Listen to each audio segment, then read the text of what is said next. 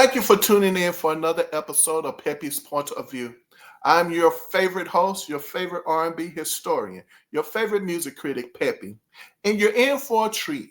Today we are celebrating the arts. After listening to and commentating on some of your favorite artists or singers, songwriters, producers, and musicians' albums in 2024, I decided the best way to close out 2024 and bring in 2025 was to create the Black American Music Artist and Writer Awards. It is my way of giving back by providing Black artists with another platform to be seen and heard.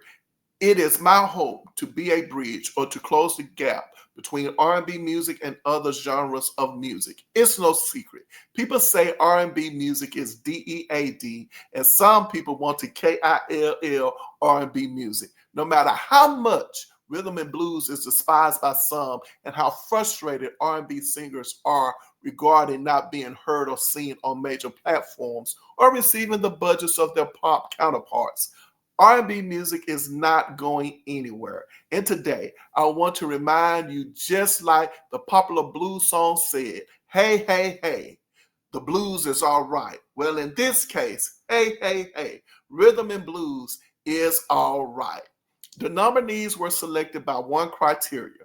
Their albums or songs had to be reviewed and commentary had to be uploaded by the end of the year. Winners were selected by one person, yours truly.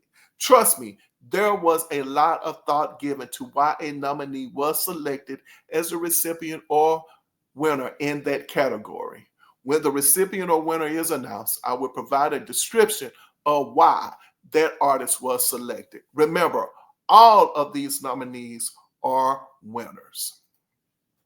Ladies and gentlemen, I present to you my favorite singer, songwriter, producer, and musician, Angela Winbush, ladies and gentlemen. The Black American Music Artist and Writer Awards was originally intended to focus on rhythm and blues female singers. The categories were based on the career of Angela Winbush.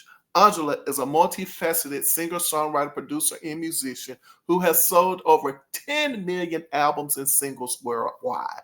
She has worked with Richard Smallwood as one of the original Smallwood singers, a member of Stevie Wonder's band Wonder Love, Rufus and Chaka Khan, Lamont Dozier of Holland Dozier Holland, Lenny Williams, Stephanie Mills, Sheena Easton, Leda Hathaway, a female group known as Body, and the Isley Brothers. She was nominated for 2 Soul Train Music Awards during the 1988 ceremony for Album of the Year, her debut album Sharp, and Song of the Year, her debut solo single, Angel. She's received the ASCAP Songwriters Award for the Renee and Angela Penn song, My First Love, re-recorded by Avant and Kiki Wyatt. Her songs have been sampled by artists such as Adina Howard, Shantae Moore and Kenny Lattimore, Jay-Z, Foxy Brown, Notorious B.I.G., Kirk Franklin, Will Downey, Jadakiss, and Ice Cube.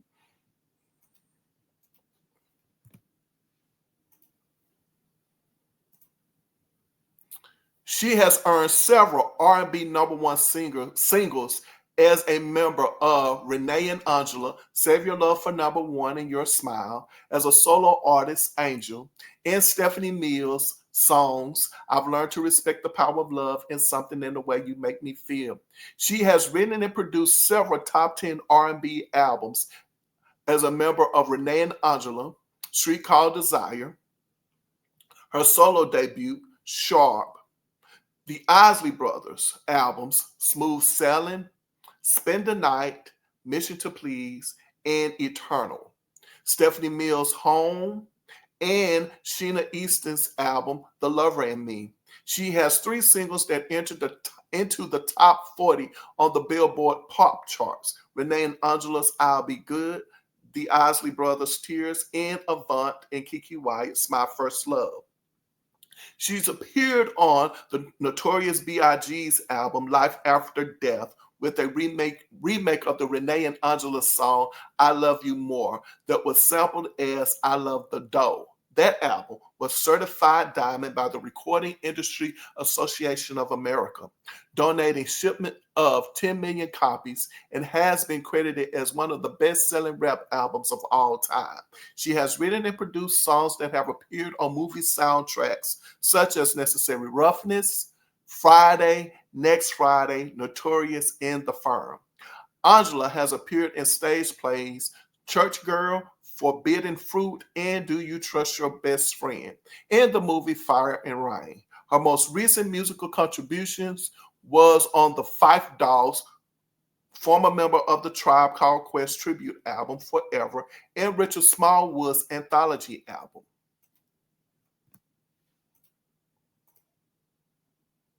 During the early 2000s, Angela's marriage to Ron Isley of the Isley Brothers ended in divorce, and she received a diagnosis of stage 3 ovarian cancer, which sidelined her career for a couple of years. Angela's surgery was a success. However, she received news of 3 tumors to her chest, where her faith in God healed her. Angela focused on her 5-year plan to kickstart her career again. She steamrolled ahead like Tina Turner, #2, reminding her fans that she's better and not bitter, performing throughout the country and abroad, singing her signature tune, Angel, and other hits she penned for herself and others, with her 4-octave range still intact. She quickly appeared on albums and or songs by rap group Survivalists, Making History, and contemporary jazz musicians Saku Bunch's The Next Level album.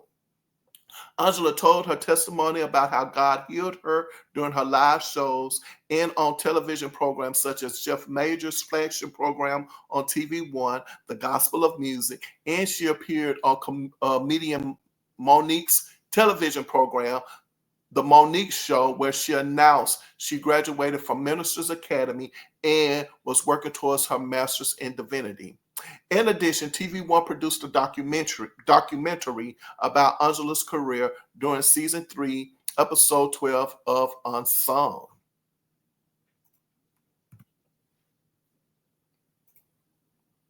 When Angela isn't on the road performing as a singer, she's on the road spreading the gospel of Jesus Christ, as well as using her notoriety to help nonprofit and faith-based organizations. Angela has been recognized for her triumph over sickness and disease and her contribution in music several times over. The mayor of St. Louis, Angela's hometown, Tashara Jones, declared September 9, 2023, Angela Winbush Day. With all of these acknowledgments and contributions, Angela Winbush is still considered an underrated singer-songwriter producer in a male-dominated industry. However, the depth and breadth of her sharp, poetic pen, her angelic voice, and her stunning beauty continues to mesmerize her audiences. The sampling of her music demonstrates that while a younger generation of music lovers may not know her by name, the continuous sampling of her music demonstrates that she's the real thing. Ladies and gentlemen, I present to some and introduce to others Angela Winbush, the recipient of the Sharp Award. She's sharp. She's right on T, ladies and gentlemen. That's right, you guys. Let's give it up for my favorite singer, songwriter, producer, and musician, Angela Winbush. Congratulations definitely goes out to Angela Winbush. As I said before, I'm starting the Black American Musician, Artist, and Writer Awards. This will be my end in mind, my end goal in mind, as I continue to review music that you guys all love from yesterday and today. All right. Whew, that was a lot. I know. I'm trying to stay on script, you guys. I definitely am. The next step in this is that I am currently working on how I want the award to look. I don't want it to be like certificates or anything like that. I just want it to be a trophy, and I'm trying to work out how I want that trophy to look. So, hey, if you have any ideas, as to how you think the trophy should look and what it should look like, please feel free to let me know. I look forward to that. Whew, that's right. Having said that, what I wanted to do basically is in 2024 and bring in 2025 by celebrating my favorite, hold on, let me get my fingers right. My favorite singer, songwriter, producer, and musician, Angela Winbush, by doing this. This is the month of January. And of course, Angela is celebrating a birthday this month. So happy early birthday to Angela Winbush as well. All of these categories that we're about to go over, and yes, I'm here to tell you there are categories that we're going to talk about. There's a lot of artists in these categories. Oh God, it was a lot to cover, ladies and gentlemen. And I think I did a good job. I think I'm going to do you guys justice. I really do think so. So what we're going to do is we're just going to dive right into this. And I have some Angela Winbush stories of my own. That's right. She don't know about them, I don't think.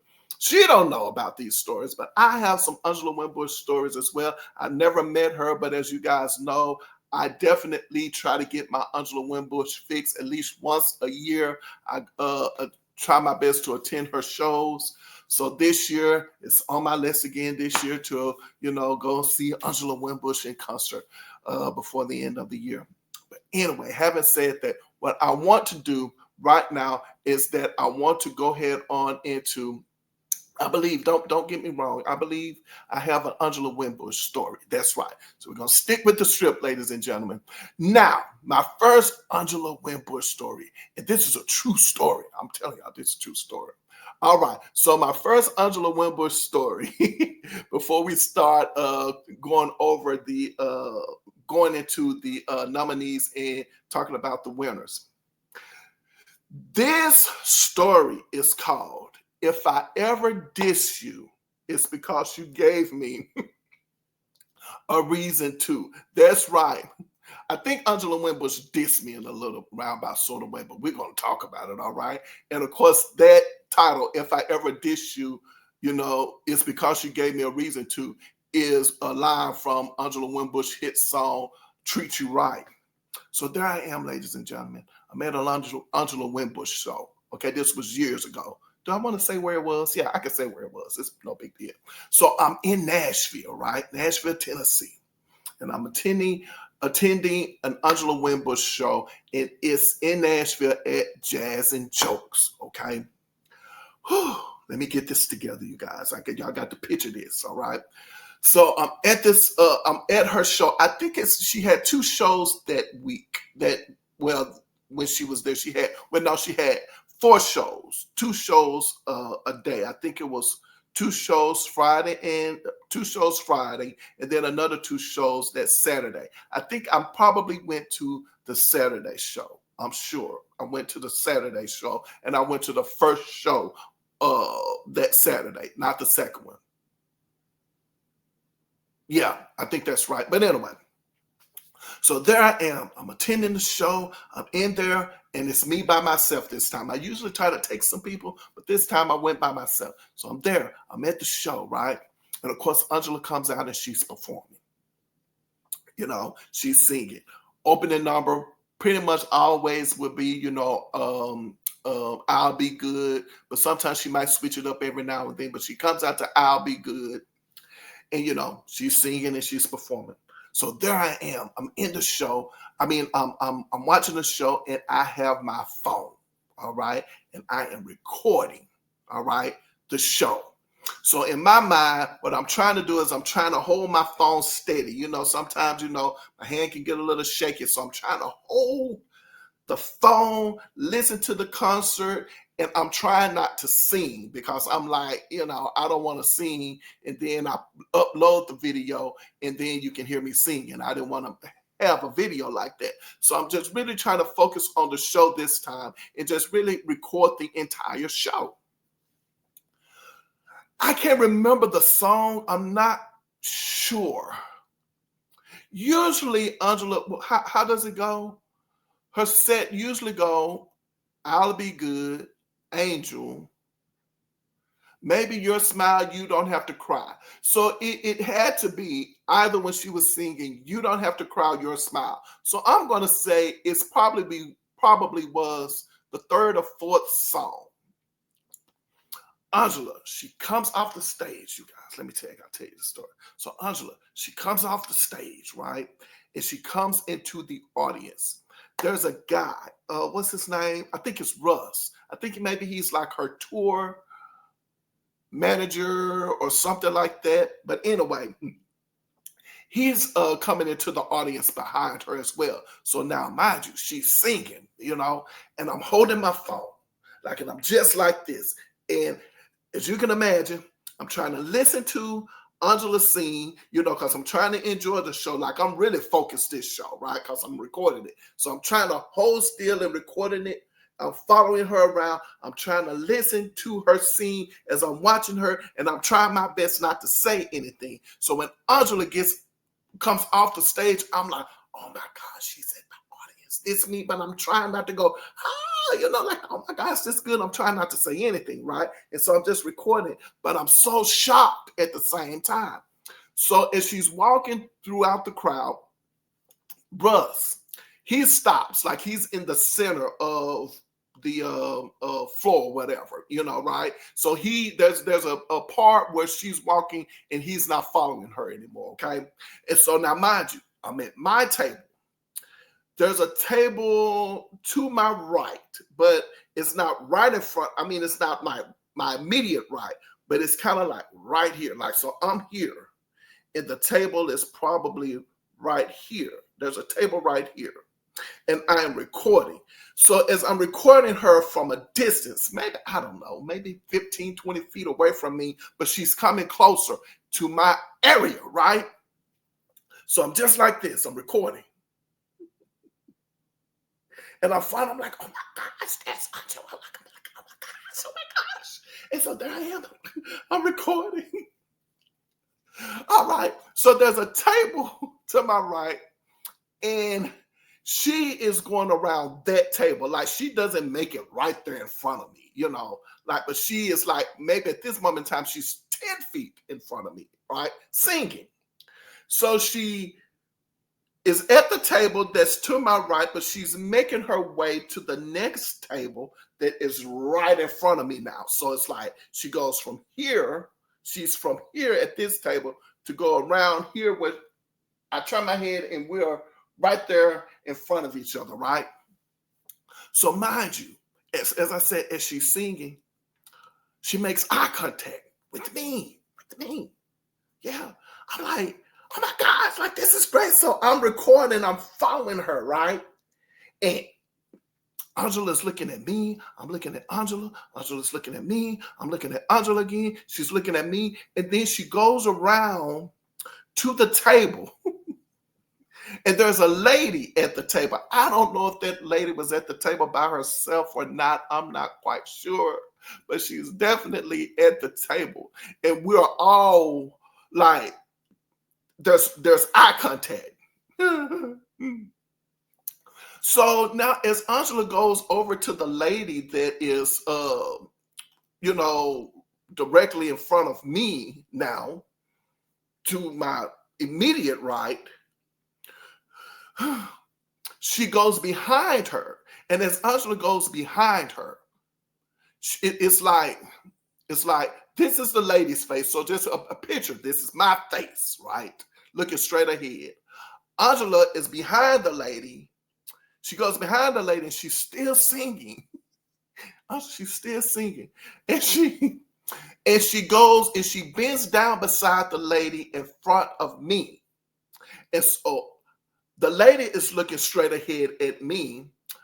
Angela is now behind the lady singing, and since the lady is sitting, of course, and Angela is standing, what Angela does is she goes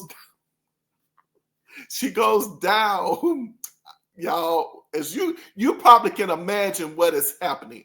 I'm not imagining what is happening. Like, I am so like recording Angela singing. Like, I'm just like, oh my gosh, I don't believe I have Angela right here in front of me, right?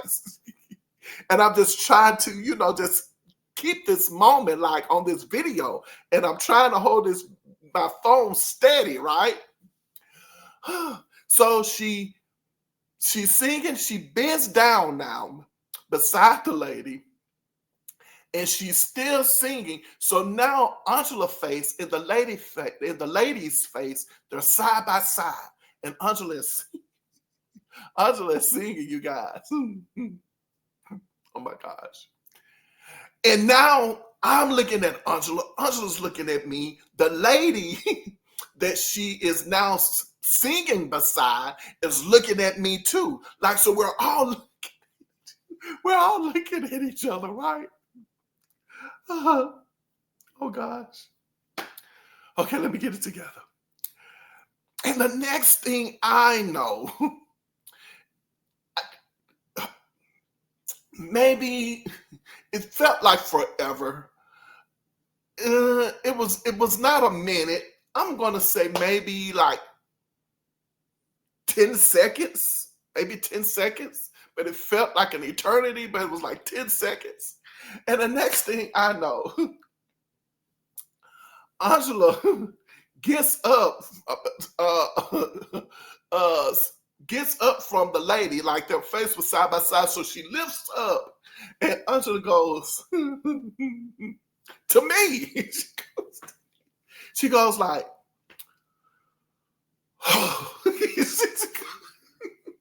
I can't do it. Hold on. Let me concentrate. It's like, like she just go like, and so when she does it, and I record it, and when she does to me, like when when this is happening, I'm like, what did I do? You know, I'm thinking, I'm like, what did I do? Like, why she do me like that? You know, like now I am so like happy. You know what I'm saying? That this is happening, and I'm enjoying this moment, right? And so then she does me like, like, you know. And so I'm like, what? And it cut. I mean, the way she looked, it like cut through me. Like it went from me being happy and excited to now I feel hurt, right? So I'm like, why'd she do me like this? Like, what did I do to her?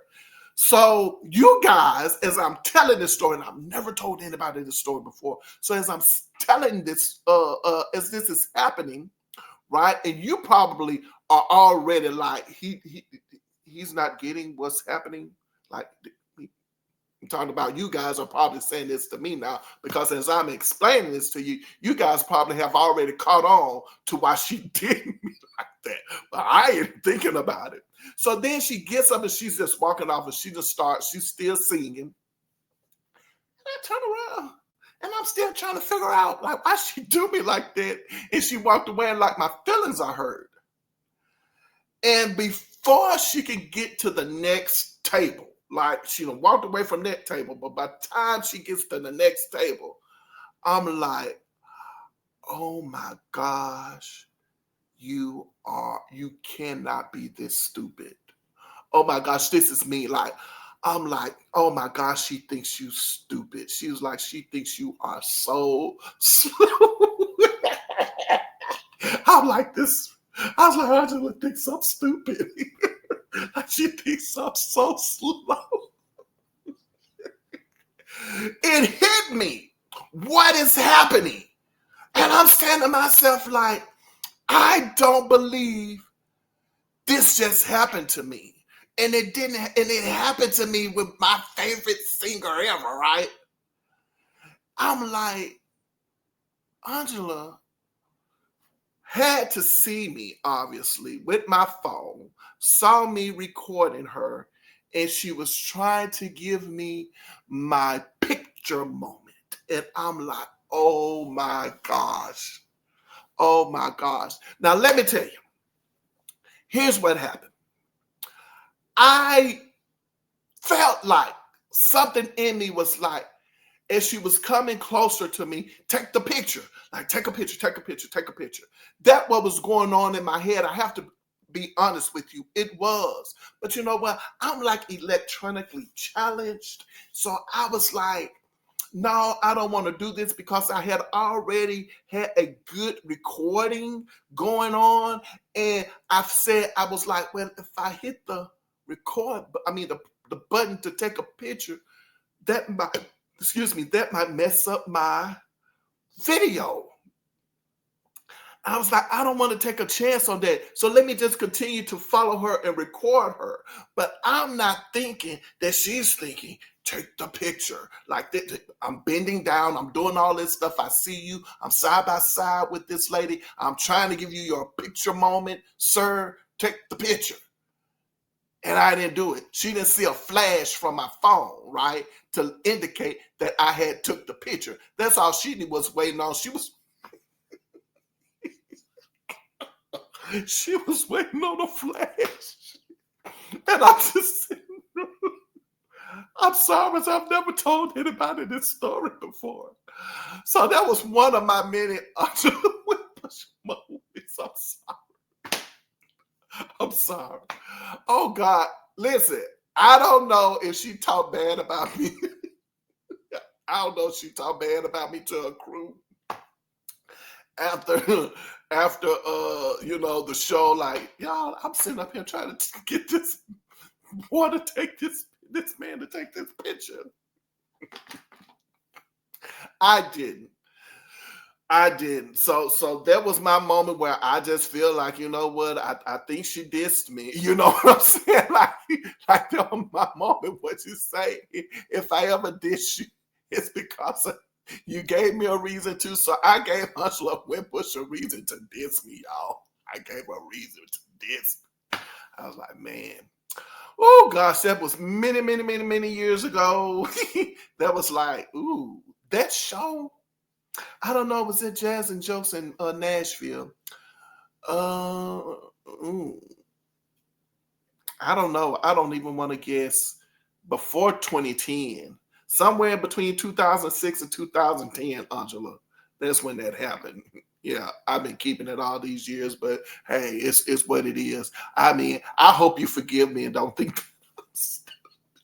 Because I was like, it's a flash. She was fed by the flash. But anyway, woo child. It is what it is. All right, ladies and gentlemen, we're going to move right along. As I said, stay with me. We have a lot that we're going to cover over here. And I have a couple of more Angela Winbush stories. I really do. These are true stories. She probably is not aware of them, but I have a couple of more Angela Winbush stories to tell. But what I want to do right now is I want to go right into the first category. That's right, the first category. I am so excited. Let's go into the first category, ladies and gentlemen. Oh, wow. Okay. The first category. Well, as you read, as I read to you guys, Angela Winbush is an actress, right? She's an actress. She's appeared in movies such as Fire and Rain, and plays such as Church Girl, Forbidden Fruit, and Do You Trust Your Best Friend? So I decided to create a category called Best Transition from Actress to Singer. And the nominees are Jasmine Guy, A Different World; Debbie Allen, Fame; and Dawn Lewis, A Different World. And the winner, the first recipient of the Black American Musician, Artist, and Writer Award goes to Jasmine Guy, ladies and gentlemen. That's right, it goes to Jasmine Guy.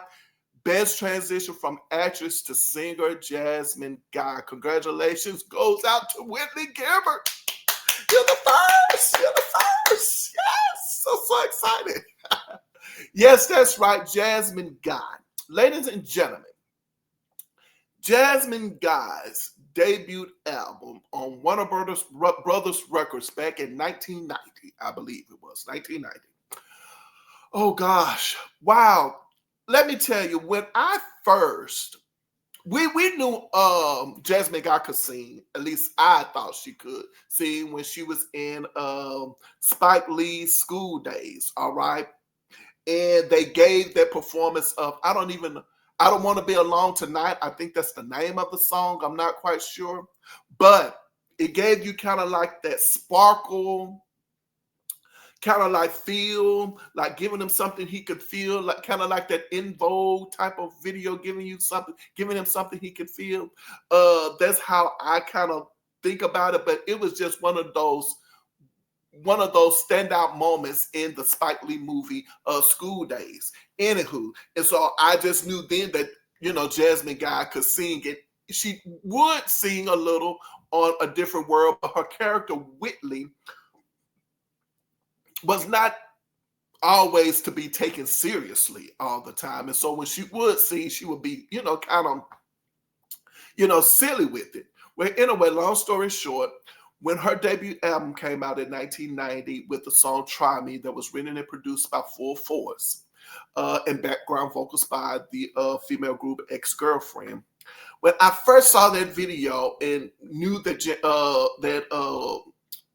Jasmine Guy had a song out, I have to tell you that it took me back a little bit at first. I was like, Whitley? Jasmine Guy singing?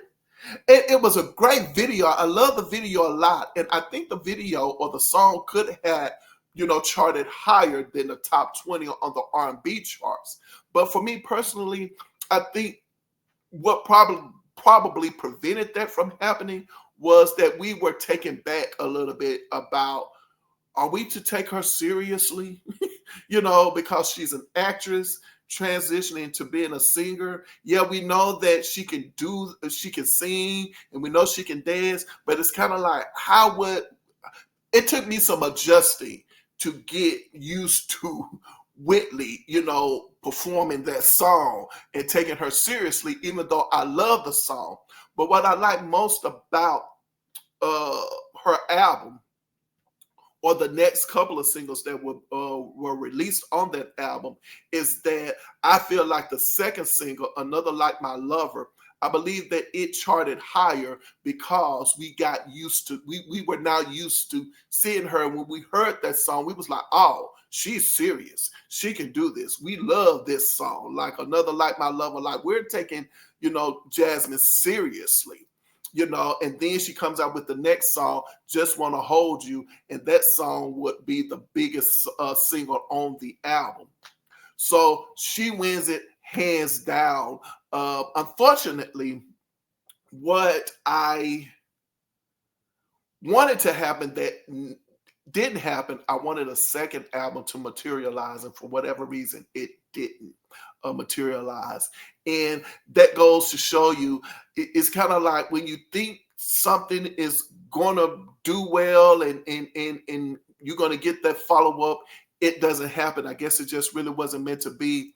With the success of Try Me, produced by Full Force, Another Like My Lover, produced by Timmy Gatlin, who has a Wookie Stewart. And then Another Like My Lover, was it Rex? Produced by Rex, I believe. Well, anyway, I would like to think that those four guys, or those group of producers, knew what they needed to pull out of Jasmine, in order to get those hits. And those producers should have been the ones that produced her second album. That's just the way I feel. But as I said before, it wasn't meant to be. Do check out Debbie Allen's album, Special Look. I believe that's the name of the album. I know that's the name of the single. A pretty decent album for the most part. I think hers was on MCA Records. And what I like most about that album is the fact that, they really were trying to, be serious with Debbie's album. And so that really was, a decent effort by Debbie. Now, as far as Dawn Lewis's album is concerned, that is just a great album. It's just a great album, Dawn Lewis. It's just a great album, just period. Unfortunately, no singles or anything like that was released that I know of from that album. But anyway, congratulations goes out to Whitley. Congratulations to you, Whitley. All right. Well, we're going to go right back into the second group of nominees. All right. So this next group of nominees would be Best Broadway Performance, on and off Broadway nominees: Toni Braxton, Aida, Deidre Hicks, Mama I Want to Sing. Jennifer Holliday, Dream Girls. Phyllis Hyman, Sophisticated Ladies. And Stephanie Mills, The Wiz. All right. And the winner goes to Jennifer Holliday. Congratulations to Jennifer Holliday, ladies and gentlemen. Congratulations to her. She is the recipient of the Black American Musician, Artist, and Writer Awards for Dreamgirls. You know, actually, I had to go and look at these, plays. And I was like, ooh. Stephanie Mills was a great contender, especially for her television performance in The Wiz and her role in the movie. I think it was great. That was just a great play, the television version of The Wiz. It really was great. But it's something about that Dreamgirls. I don't know what it is. It's just a well-written play. Jennifer Holliday part is just, it is what it is. Shout out to everybody, who were nominated in these categories, in this category.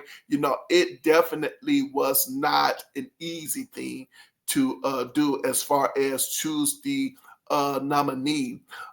Because as I said, looking at it, definitely was a tie between Stephanie Mills and Jennifer Holliday. And Jennifer Holliday just ended up winning for just overall in general. Yeah. So congratulations to Jennifer. Yeah. Moving right along to the next category. That's right. The next category. Well, as I said before, Angela Winbush has had her story told on TV One's Unsung, and there are some divas out there who have had their stories told as well. So, Best Biopic nominees, and the nominees are Michelle, Surviving Compton, Dre, Suge, and Michelle. Mickey Howard, Love Under New Management, the Mickey Howard story. And Toni Braxton, Unbreak My Heart. And the winner goes to, or the recipient is, that's right, Mickey Howard, the recipient of the award for Best Biopic. The winner is Mickey Howard, Love Under New Management, the Mickey Howard story. This one was tough. It was tough. It was tough. I kid you not. It was tough. There's just no way around it. It was tough. And I know a lot of you all who probably know me say, you just like Mickey Howard. That's why you just gave it to her. You just like, I know my people, and I know that's what you guys are probably thinking. But no, it's not that I just like Mickey, you know what I'm saying? And, music or what have you. I think it had a lot to do with a lot of things. It wasn't just liking the music and liking the artist. It was definitely about the actors and the actresses in the play. In the movie, the way it was written had a lot to do with it. It just wasn't overall, well, I like this artist. And I just felt like, yeah, Mickey Howard's overall story was the best as far as the script. There was one part in it that I did not like, but we'll talk about that maybe later. But again, congratulations goes out to Mickey Howard for that recipient. I want to stay on point. I want to stay that way. So as I said, congratulations goes to Mickey Howard. All right, let's go right into it. Best Soundtrack Performance nominees. Oh my gosh, it's a lot of ladies here, So let's dive right into it. Regina Belle, All I Want Is Forever. Cindy Mizelle, This Could Be the Night. Lala, Into the Night. Chaka Khan, I Feel For You. Tony Braxton, Love Should Have Brought You Home. BNGB, Class Act, and Terry Ellis, Wherever You Are. Woo, child, y'all just this here, y'all really on it. And the recipient is yes. It's what it is. It's Chaka, baby. Yes, best soundtrack performance winner, Chaka Khan, I Feel For You. It's just a great, great song. It is, ladies and gentlemen. Congratulations goes out to Chaka Khan. But here's the thing, though. What I want to say about this particular category.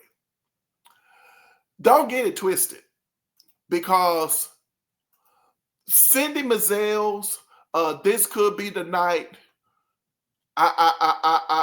It was a back and forth between Cindy Mizell's This Could Be the Night, Lala's Into the Night, and Chaka Khan's I Feel For You. And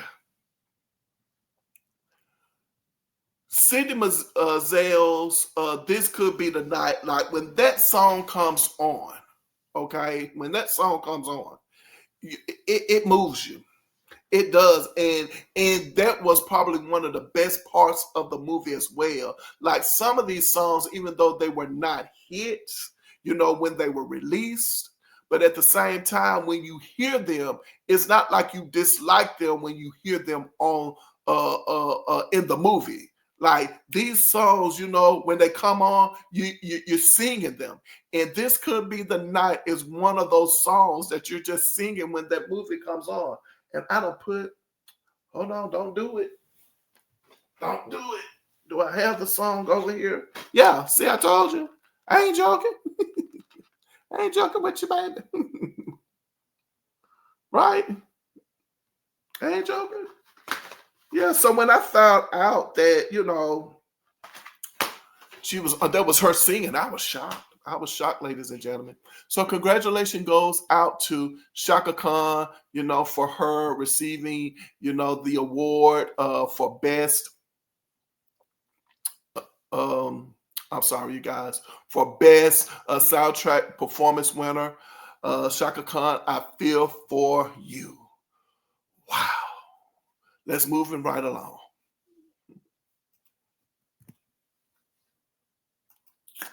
Best background vocalist nominees.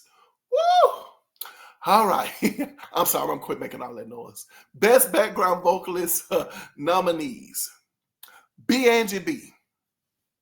Cindy Mizell, Audrey Wheeler, Shirley Jones, Melissa Morgan, and Nikki Richards. And the recipient of the Black American Musician, Artist, and Writer Award goes to B. Yay! Congratulations to B. Congratulations, B. Congratulations. Wow. Why B? I was torn once again, because for those of you who don't know, Shirley Jones and the Jones Girls, they were background singers for Diana Ross. Then Nikki Richards, if I'm not mistaken, she was the background vocalist for who? Madonna. I think it was Madonna, who she's known for being the background vocalist for, I believe. And then, of course, Audrey Wheeler. I didn't know Audrey Wheeler had been the background vocalist for Chaka Khan all of these years, like 30 years. I didn't know that. When I came across her being Chaka's background vocalist was like a couple of years ago, and I was shocked. I was like, I didn't know that. But she's been there for a while. So it was definitely tough to choose. And I have to honestly say, as I told you guys, I'm going to tell you, the reason why a particular artist was chosen. And the reason why B was chosen, I have to say, this one here was about clout. Sorry. I apologize to you guys about that. But this one here was pretty much about clout, and as well as her prominence.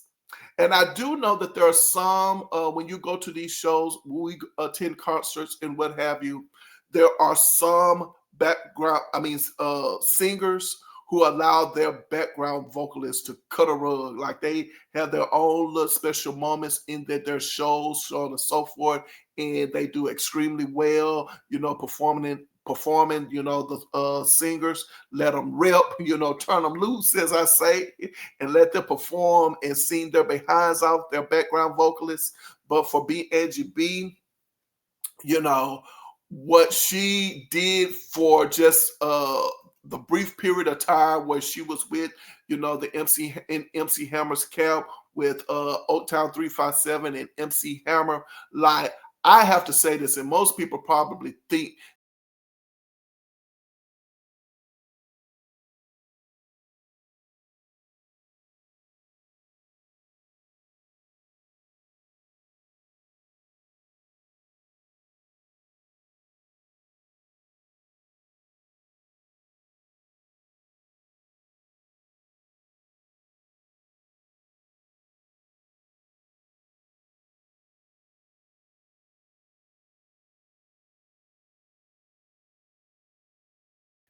excuse me, I got to get used to this. I haven't did a video in a while. It will be BNGB. BNGB can wake up.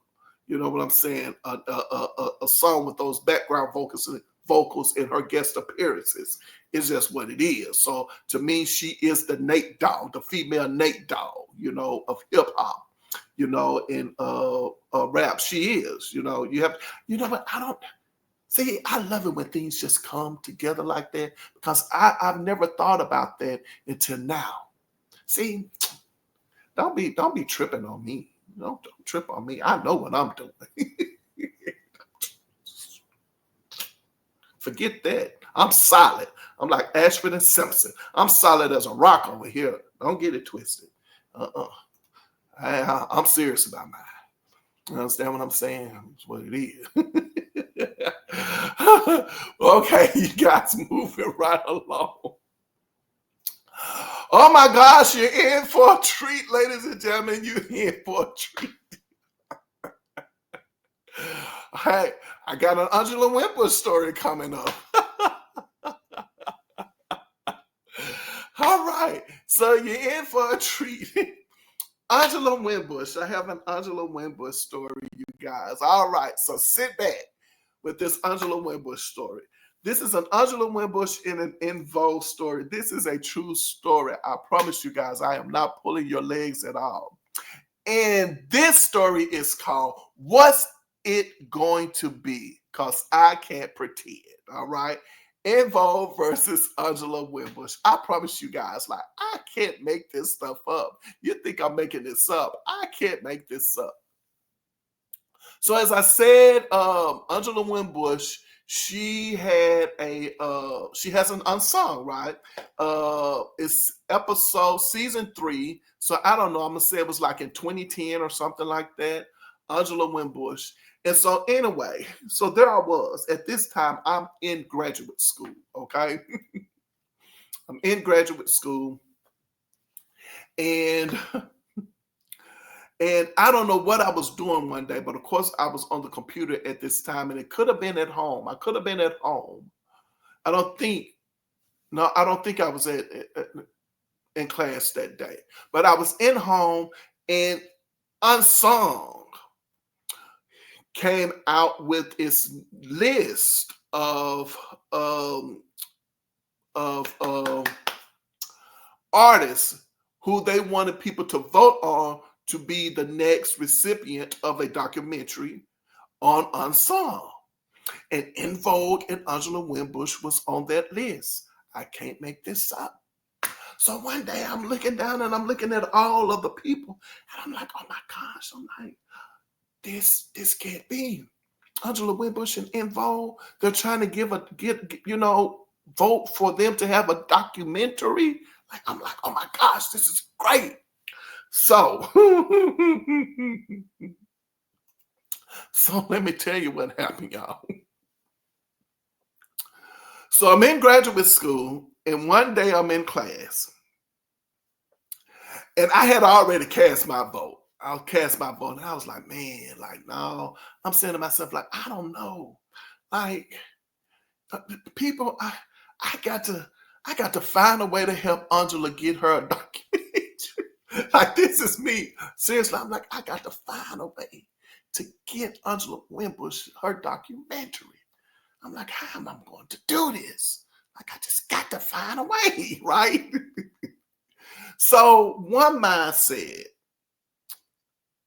and I followed my mind. Like this time you ain't got to diss me, Angela. You ain't got to diss me, because this time, I'm telling you, I did this for real. And you can call up my cohorts in my graduate program. They're going to tell you he is not lying. Like, he's telling y'all the truth. We were there when he did this. So I'm like, I got to get her an unsung documentary. So it hit me. I was like, go into the computer lab. And it doesn't matter who in the computer lab. Just go in the computer lab. And if you see anybody in the computer lab, you need to tell them to vote for Angela Winbush's documentary on Unsung for her to have one. And I did. So every day, I would go to the computer lab and tell people, did you vote? Did you vote? And that was like, yeah, you didn't ask me this already. I did, right? And I'd go to a new group of people. I'm like, did I? And I would go up to them and I'd be like, excuse me. I tell them, I was like, excuse me, I don't mean to bother you, but I need for you to do something for me, but you don't have to go anywhere. It's just that I would like for you to go to this, web page on Unsung and, vote for a favorite artist of mine, to get them a documentary on Unsung. And so some of them looking at me like, huh? I was like, yeah. I was like, you don't have to, it don't take much. Just go over there and, right now, and I'm standing right there beside them. I'm literally coaching them to do this. So when I tell them who it is, and I'm like, it's Angela Winbush. Do you know her? And, some people be like, yeah, I'm familiar with who that is. I was like, could you please go and vote? Could you please go and vote for her? So I would tell some people, like, go vote for her, please. Just vote for her, right? And then some people, I had to tell them, like, she's seen this and this, and the other. They're like, oh, okay. And they would, like, nobody told me no. Nobody told me no. But what does this have to do with En Vogue? I'm glad you asked, okay? So he was like, okay, you told everybody to vote for Angela, and you did this every day, going into the computer lab, telling people who, probably, you hadn't seen yet or asked yet to vote for them. I did that, right? So what does this have to do with En Vogue? Let me tell y'all something. I thought it was rigged. You with me? Me. I thought it was rigged. I did. I'm saying to myself, like, no shade. I'm like, well, En Vogue is a bigger group. You know what I'm saying? Like, En Vogue is a bigger group, so they're my favorite group. I'm like, surely they just gonna give En Vogue an unsung. It's just what it is. Like, they're gonna give it to them. Like, they really are. And I'm looking at everybody who, name was on the list, and I'm like, no. And so what ends up happening is I'm checking it every day, literally. I'm checking it every day, and I'm seeing that Angela's numbers are going up, and I'm like, whoa. So I'm like, oh yeah. So then I realized why I'm telling everybody to vote for Angela who I come across.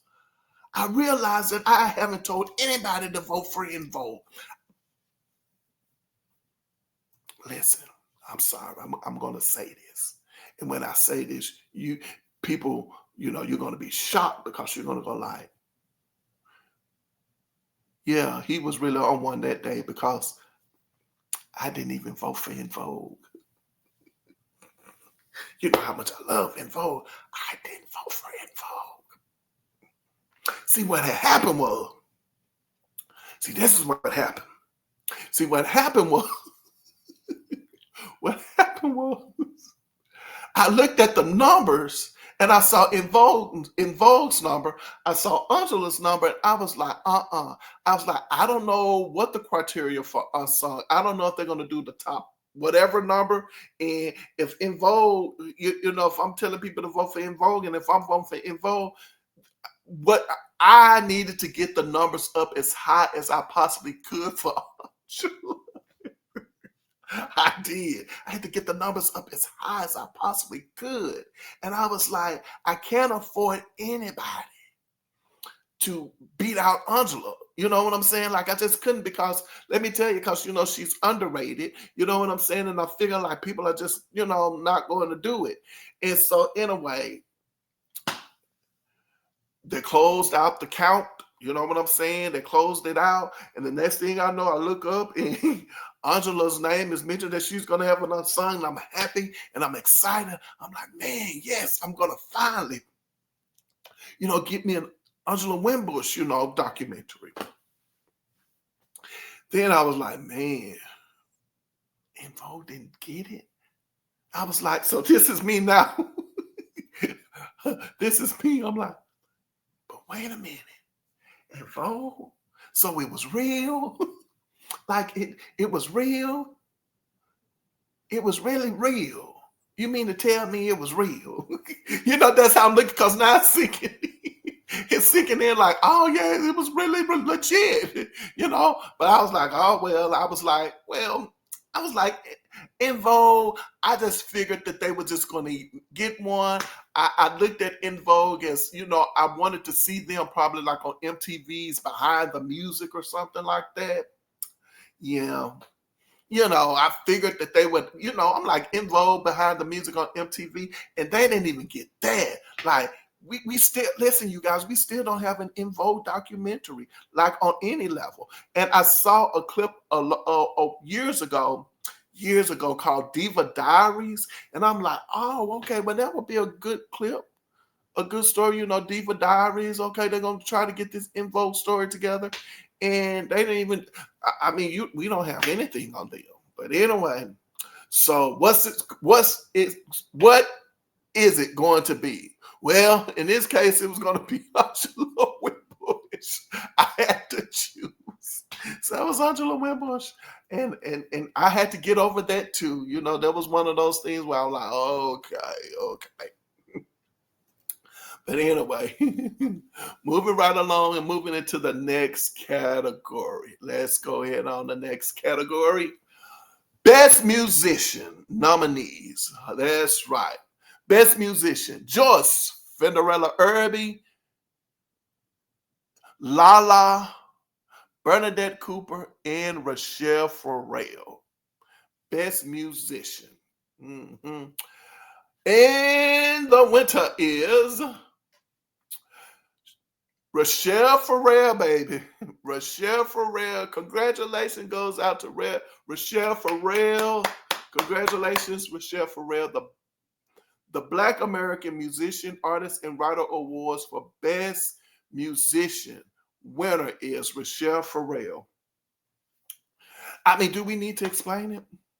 Like that lady in that piano, Rachelle Ferrell, and a keyboard. Like, do we have to explain it? Do we have to? Yeah, we there's nothing else to say. It just really is nothing else to say. I don't know. It's just, like, congratulations to Rachelle Ferrell. Like, I can't explain it. It's just, it is what it is. And all of them are great musicians. They really are. But yeah, I can't. I'm on one. I know I'm on one. And we're about to hit the hour mark, so let me keep going. The next category. Okay. The next category. Best Songwriter nominees are Bernadette Cooper. Oh, Lord. Kelly Price. Lala. Joyce Fenderalla Irby. Saida Garrett, and Mary Brown. Oh my gosh, I was so uh, surprised to discover Mary Brown, who she has written songs for a lot of artists I like. And I still want to go over and listen to all of the songs Mary has created.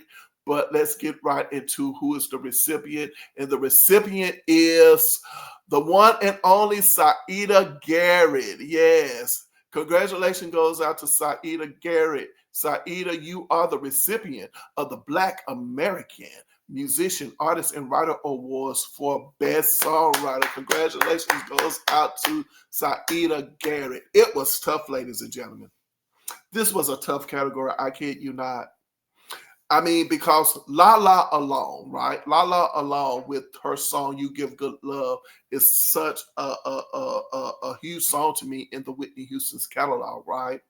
But then when I thought about Saida Garrett and all of the songs she's written, like I was like in how she has written hit after hit after hit over and over and over again. And then, of course, you have Mary Brown, who's, when I came across her, I was like, wow, this lady has written a lot of hit songs as well. It really came down to, just, yeah, it wasn't even a toss-up. I think it had a lot to do with just the popularity of those songs. And Saida Garrett just won out just based off the popularity of the songs that she has. Is just what it is, and Saida Garrett. And I think that everybody is going to be like, yeah, Saida Garrett.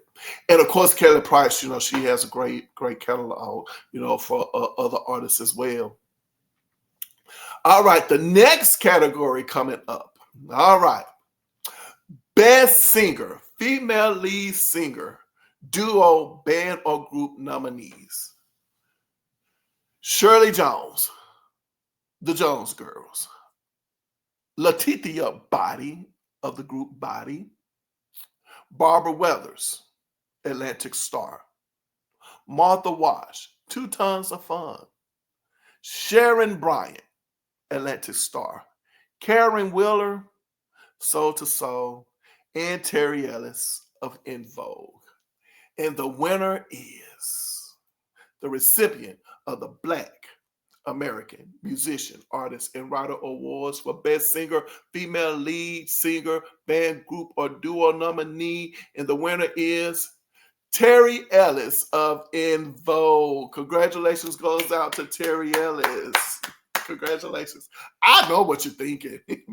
I know what you're thinking. You're probably saying, he like En Vogue. He like En Vogue. He cheating. He cheated. He likes En Vogue. He likes Terry Ellis. And I know you guys are probably saying that's just what it is. He just like Terry. He like En Vogue. He was not going to let any other female group member beat out En Vogue on anything. He's just not going to do it. That's not true. You want me to tell you what was happening? Yeah, let me tell you. It was almost going to be a tie. You want me to tell you who the tie was going to be between? Terry Ellis and Karen Wheeler. And Karen Wheeler almost beat out Terry Ellis. She did. Karen Wheeler was like, it was going like, then it was like, Terry. Then it was like, Karen, Terry. And finally, I was like, it's Terry. It's Terry. But Karen Wheeler, for her brief time in Soul to Soul, she was a member, then she left, then she came back into the group, so on and so forth. And then her debut solo album it's a great album as well. To me, Karen Wheeler has made a huge impact. She is definitely one of those singers that she's a fan favorite of mine. She definitely is. I love her style. And she I would consider her to be one of the first neo singers to come that I came across, for the most part, if you think about it. But I don't know. I think Yeah, it was just a back and forth. It just Terry just yeah, like that overall involved phenomenon, and Terry Ellis being a part of that, and Terry Ellis being the one who, it was like we heard her first, we saw her first. Just made also a huge impact. On yeah, I know, it's what it is. But at least I could tell you, as I told you, I was going to explain to you why. One was, I want to tell you what was going on. I think it's only fair for me to tell you what I was thinking at the time. So you need to let me know what, you think. I mean, really, I'm not joking.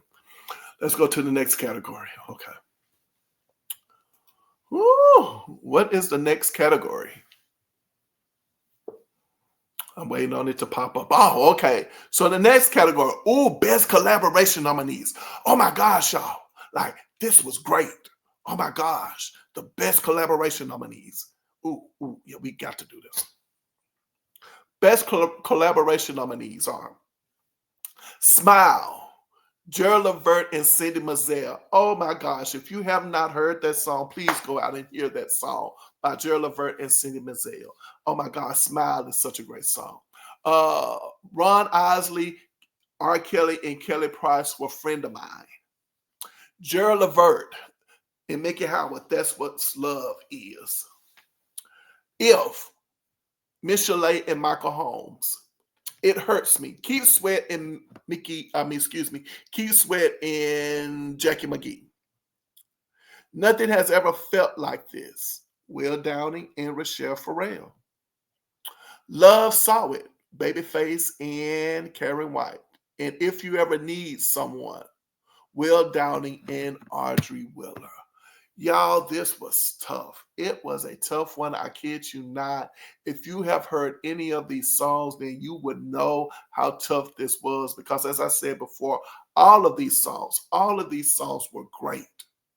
They were great. I don't even now remember who the recipient is. Who is the recipient? But that was such a great song. Like I said, I love Smile by Gerald Levert and Audrey Wheeler. Cindy Mizelle. Oh my gosh, I love it. But who is the winner? I can't remember. Really? Really? Okay, congratulations goes out to Kelly Price. And Ron Isley and R. Kelly. Congratulations. I told you I don't remember who won. I'm pleasantly surprised. I'm like, oh, okay, Kelly. Congratulations to Kelly Price and R. Kelly and Ron Isley for best collaboration out of all of them. I think it's just the impact of the song. I mean, that was just a huge hit. It was just a huge hit song. And unfortunately, some of the songs, they were not as big of a hit as others. I don't know if that made her win out over all the rest of them. Another thing too, some songs, when you think about them, they are like, you like them, but you like them like some songs that are older sometimes don't stand the test of time. Oh, I know y'all about to don't slap me because I'm not in the mood. I didn't mean it like that. I didn't mean like those songs that stand the test of time because, as I said before, I love Smile. Cindy Mizelle, Smile, I love it. But sometimes when you're listening to songs, some songs, affect you more than others. Like, say, for instance, if I am hearing in my head right now, That's What Love Is. I'm like, I like that song. It's a nice song. But then when I listen to, and I'm feeling Kelly Price's Friend of Mine, I'm saying, but now that is the ish. You see what I'm saying? Yeah. Yeah. So it's just one of those things. It's what it is, ladies and gentlemen. So congratulations goes out to Kelly Price. The next category. Oh my gosh, this is a good one. This is a good one. Ooh, this is a good one. Best live performance, Showtime at the Apollo nominees. Now, I feel the need to remind you guys once again, just remember once again that these categories are based off, Angela Winbush. Angela Winbush has performed at the Showtime at the Apollo. So that's the reason why I have best performance at the Showtime at the Apollo, okay? And so, oh my gosh, like this is a good one. I think you guys are gonna like this one. I do. I think you guys are gonna really like this one. Rachelle Ferrell, With Open Arms. Kelly Price, Friend of Mine. Allison Williams, Just Call My Name. Jennifer Holliday, I'm On Your Side. Malira, The Rain. And Terry Ellis and her In Vogue sisters, Hold On. And the winner goes to, and the winner is, I know what y'all thinking. I know what y'all, don't do me. I know what y'all thinking. I know what y'all thinking. See, but hey, it's all right. I know what you're thinking, but it's all right though. I'm going to take it. I'm going to take it. Y'all, I now know what it feels like when people are doing these awards and they're talking about why a person won over another. What were they thinking on this board? Like who was doing the voting? Like I now know how it feels. I really do. Like I said, this experience has been like an eye opener for me. You know what I'm saying? Like I'm like, I get it. I get it. Like it's so much goes on into this. I know it's true. But I told you guys I was going to explain. So let me explain to you what happened, all right, and how I went about the process. So what I did was, I was like, hold on, let me go back. I got, I like that. Hold on, let me go back. So I was like, hold on, let me go back. And what I did is that I really had to go back over and over again and review these performances to kind of get like, first of all, why I like them so much, right? Okay. So when I did, each performance affected me differently. So allow me to explain. First of all, there you have Rachelle Ferrell singing With Open Arms, right? And so she's singing everything, so on and so forth, and she ends it like on this wicked note, right? I mean, it's like she just like effortlessly just let it rip, right? And it's like that was definitely an iconic moment at the Showtime at the Apollo as far as performances are concerned. That's an iconic moment. Like people are going to be talking about that for years if you ever bring up, great performances, Showtime at the Apollo. Like I still remember that throughout all the years. That's how I knew to even bring that performance up, right? And so I'm like, is it that? But then I think about like, does she win because of that? Then I thought about Kelly Price's performance. And that was just such a huge song. And the audience was up from the beginning to the end. Like, so is that why, it's just such a great song? But then you get to Allison Williams' performance. And Allison Williams is kind of like she starts out with this a cappella,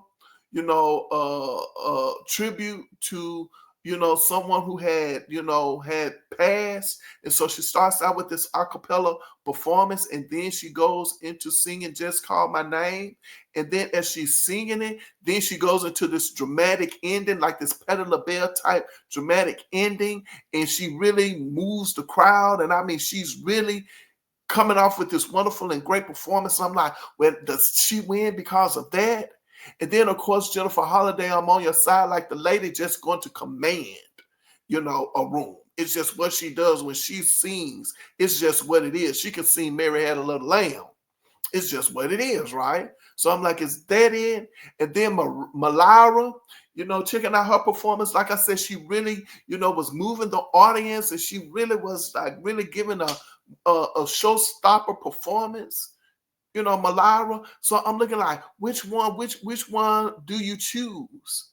And then when I finally got around to the involved performance of Hold On, everything was there.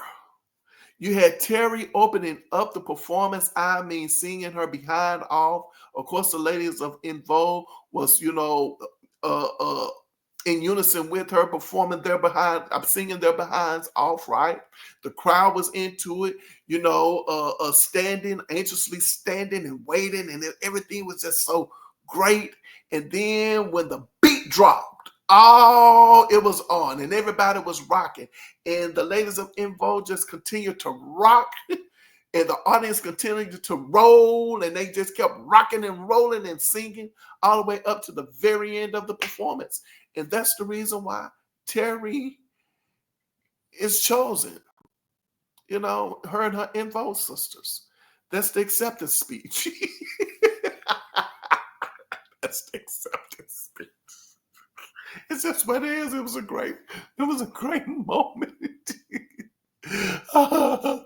So congratulations goes out to, one more time, Terry Ellis of In Vogue. So she has 2 awards. The Black American Musician, Artist, and Writer Awards for Best Performance at the Showtime at the Apollo. Terry Ellis and her In Vogue sisters. Hold on. Wow. Hey, I told y'all, it is what it is. All right, we're moving right along, ladies and gentlemen, to the next category. Excuse me. Oh, okay. The next category is actually not a category. It is an Angela Winbush story time. Oh, we done got to that point. So we have another Angela Winbush story. Gosh. So this Angela Winbush story is called You Got the Ball Rolling, Baby. Please Don't Drop It. I know I'm a mess. You got the ball rolling, baby. Please don't drop it. This is my Angela Winbush story. Okay, so you guys, you ready? Okay. So, like I said, this is way back in 2010 again, probably 2010 or what have you. And as I told you before, Angela had an unsung. She was one of the nominees for an unsung. Well, prior to that, I think that summer, that summer before the nominees came out for unsung, that summer she appeared on the Monique Show. True story. Told you these are true stories. So I was friends with Joe Johnson, Angela's musical director. Okay, like I was friends. Well, I followed him on his Facebook page back then. So I'm strolling down my social media page, and there Joe is. Joe has made a post, and he says that Angela is going to be on the Monique Show. Right? I'm like, what? I'm happy. I'm excited. I'm like, oh my gosh, Angela is going to be on the Monique Show. Now, I told you guys, and I told y'all, and I've been to several Angela Winbush shows. I got to get my Angela Winbush fix every year, just about. But I have missed some years. Anywho, so there I am, and I'm reading the post, and because I had been to some of her shows in the past, I make a comment to Joe on his page up under the post, and I say to Joe, Joe. Now Joe, if he watched this, I don't know, he might not watch this. I don't know. But if Joe watches this, then he gonna remember this. He might go like, I remember that. You see what I'm saying? Like, I'm not telling y'all no fear stories. He might say, I do remember this. So I made a post up under his post, and I said, Joe, will you please tell Miss Winbush, tell her I don't want her going on the Monique show just standing at the microphone, standing behind the microphone and singing Angel, just like like she normally does. Like I mean, like just singing. I said, I said she has gotten us used to her performing at a certain level, certain caliber of performance. Because see, I've been to several of her shows. I have watched several videos throughout the years of Angela performing. So if she gets on that stage and she does anything less than that, you tell her she'll be wrong for that. Tell her I need her to call out some men from the audience. You know what I'm saying? And do her thing. And I need her to work the band and all that stuff. Like I said that. And he replied back that he was going to tell her. Well, word on the street is he must have told her. He had to tell her, because if you watch this particular show or performance, then you will see that Angela is working the audience just like she does in her live shows. She is not holding back. This here is pretty much what you would experience in an Angela Winbush show. It is what it is, and how I feel like he told her what I said. This is how I feel like he told her what I said. Because when she is singing and she's telling this guy to come here, come here, come here, you know what I'm saying? Like she's calling the guy out to say, come here, come here. And he comes and she does her thing. She works her magic. I was like, see, he must have told her. See, I was just sitting there watching like, oh, he had to tell me. I think he told her what I said. That was me. I know, y'all. I'm a mess. I'm a mess. I know. Hey, it is what it is. I'm sharing my stories with you guys, okay? So that's right. So why do I call this particular part of an Angela Winbush story, "You Got the Ball Rolling, Baby, Please Don't Drop It"? That's a lyric, by the way, from an Angela Winbush song called "Run to Me," okay? You got my love boat shaking, don't stop it. You got my self-control out of pocket. That lady can come up with some words, I'm here to tell you. Like, see, that's what I said. Angela is bad to me. But anywho, so that's what I'm saying, Angela. You know what I'm saying? It is what it is. That's why I called it. You got the ball rolling, baby. Please don't drop it. When you have, I'm like, don't stop it. Don't drop the ball, Angela. You know what I'm saying? Keep it going. Don't just get up there and just sing Angel and finish. I need to see it like you do it at the show, like when you get. Okay. All right, we're moving right along. All right. Oh gosh, we are an hour and 30 minutes in. All right, next category. Best Remake Nominees. Oh wow, it's getting interesting. So the best remake nominees: Audrey Wheeler, All by Myself. Rona Bennett, I Want to Know What Love Is.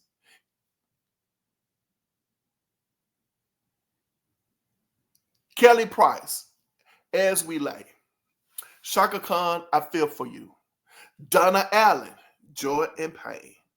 Misha Paris, So Good.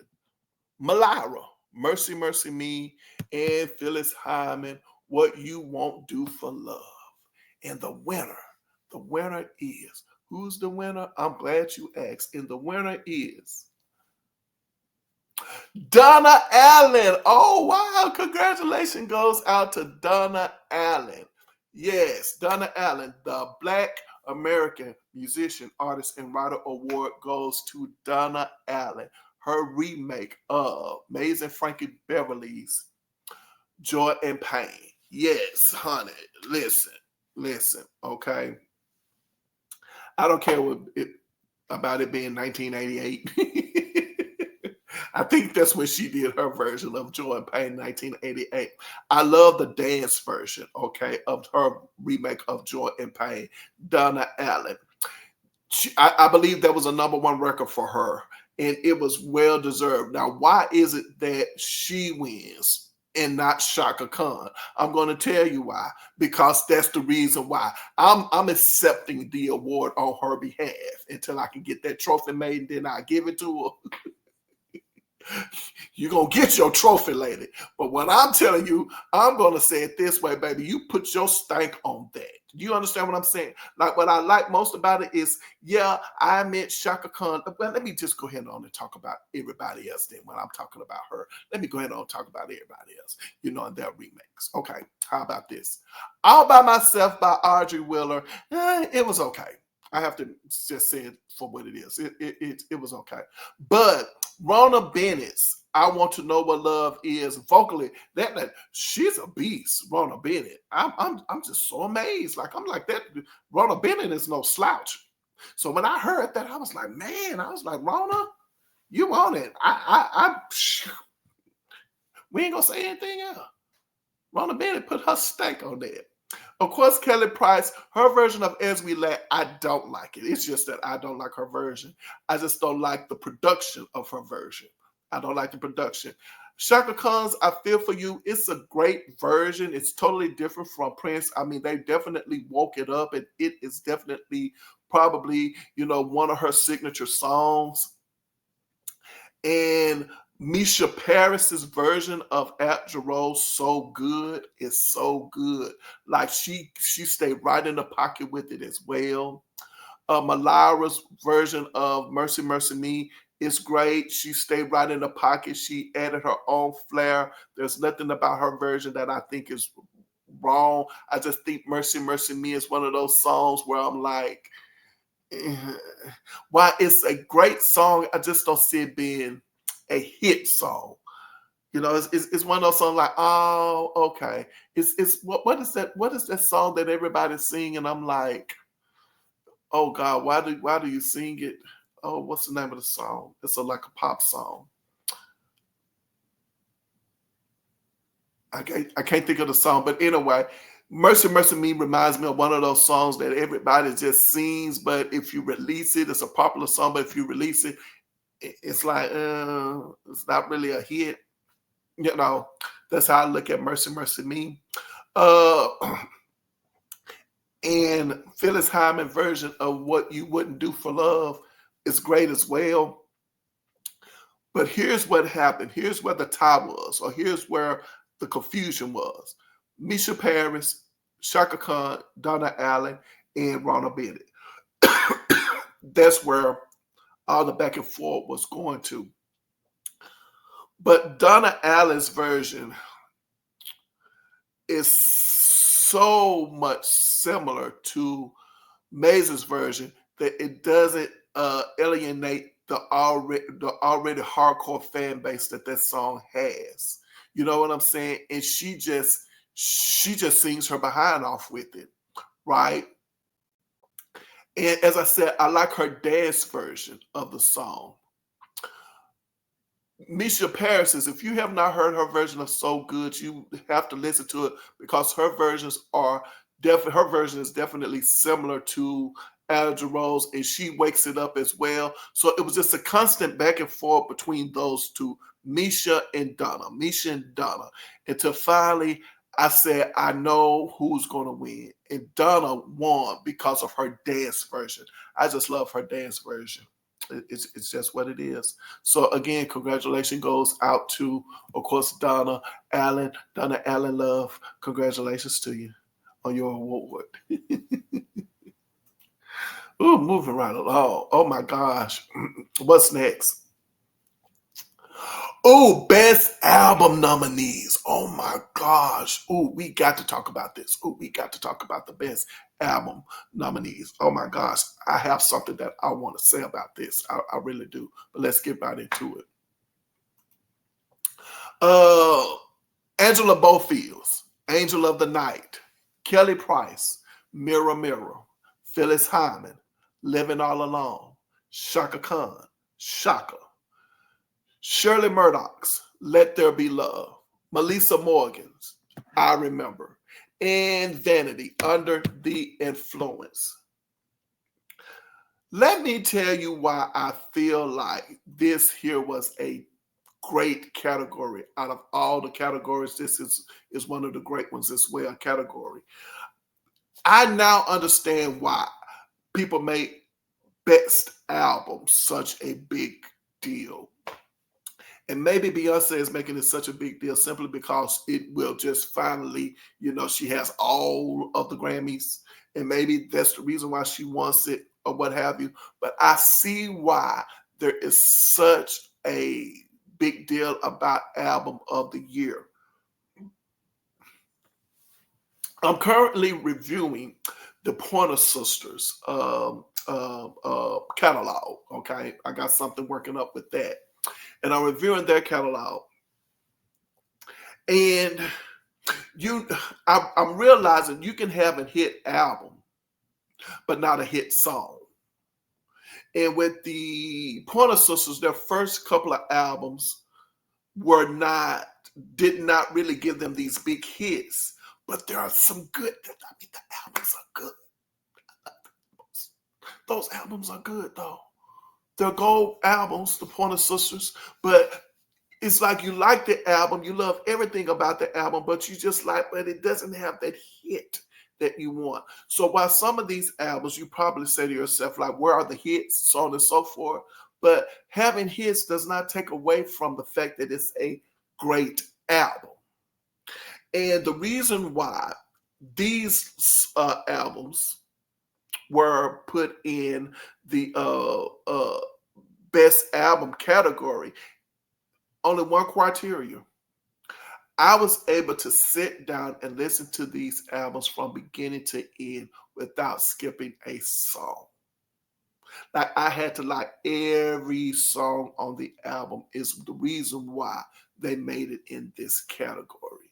Yes, including Vanity. The Under the Influence album is great. Y'all can sleep on Vanity all you want to. I don't care. Notice what I said. I didn't say I don't care. I said I don't care. I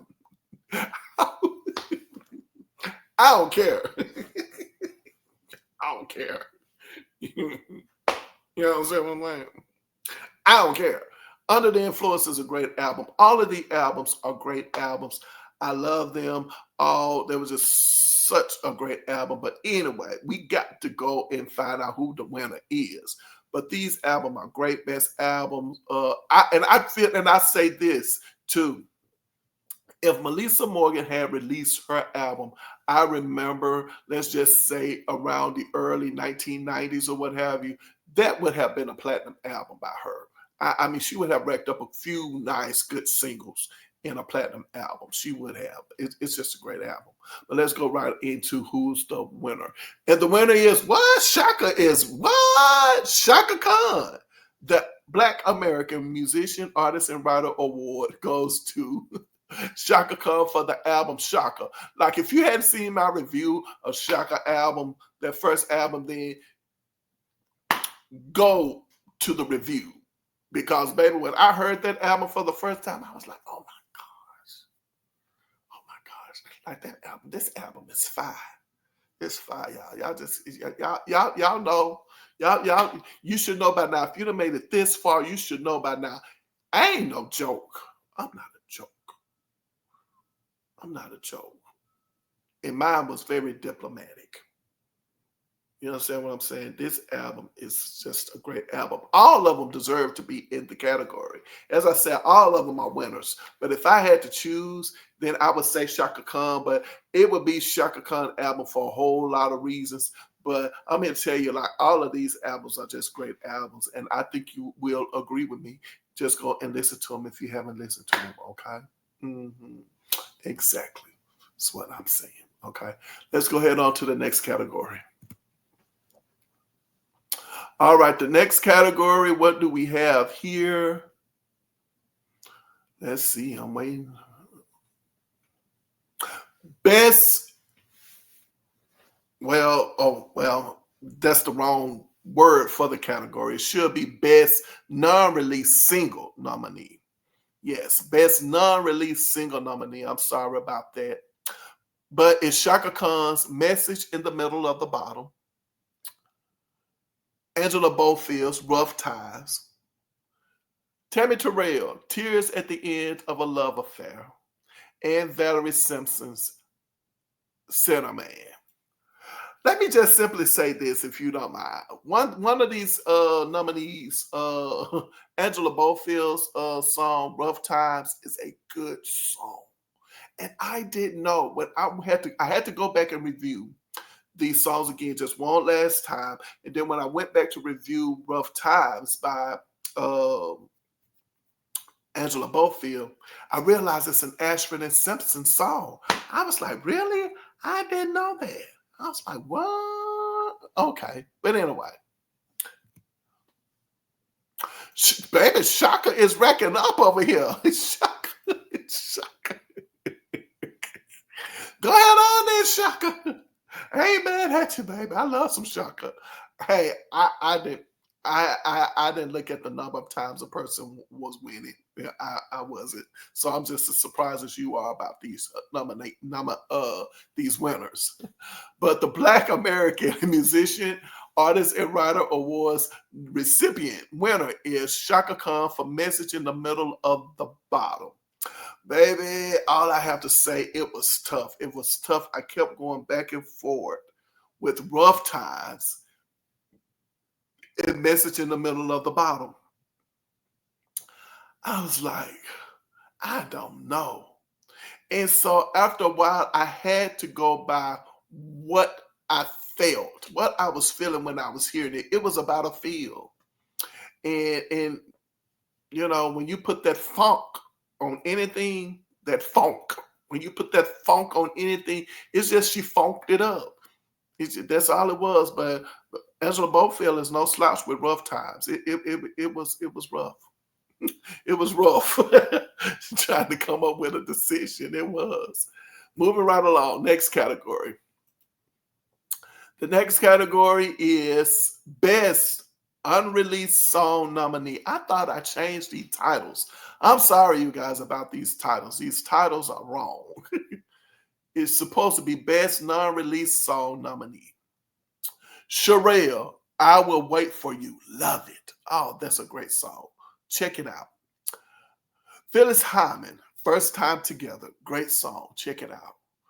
Rosie Gaines, Carrie, in Vanity.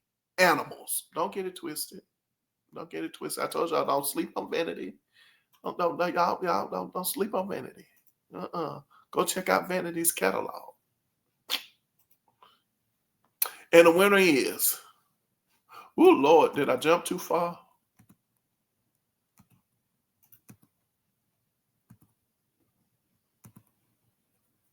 I'm sorry, you guys.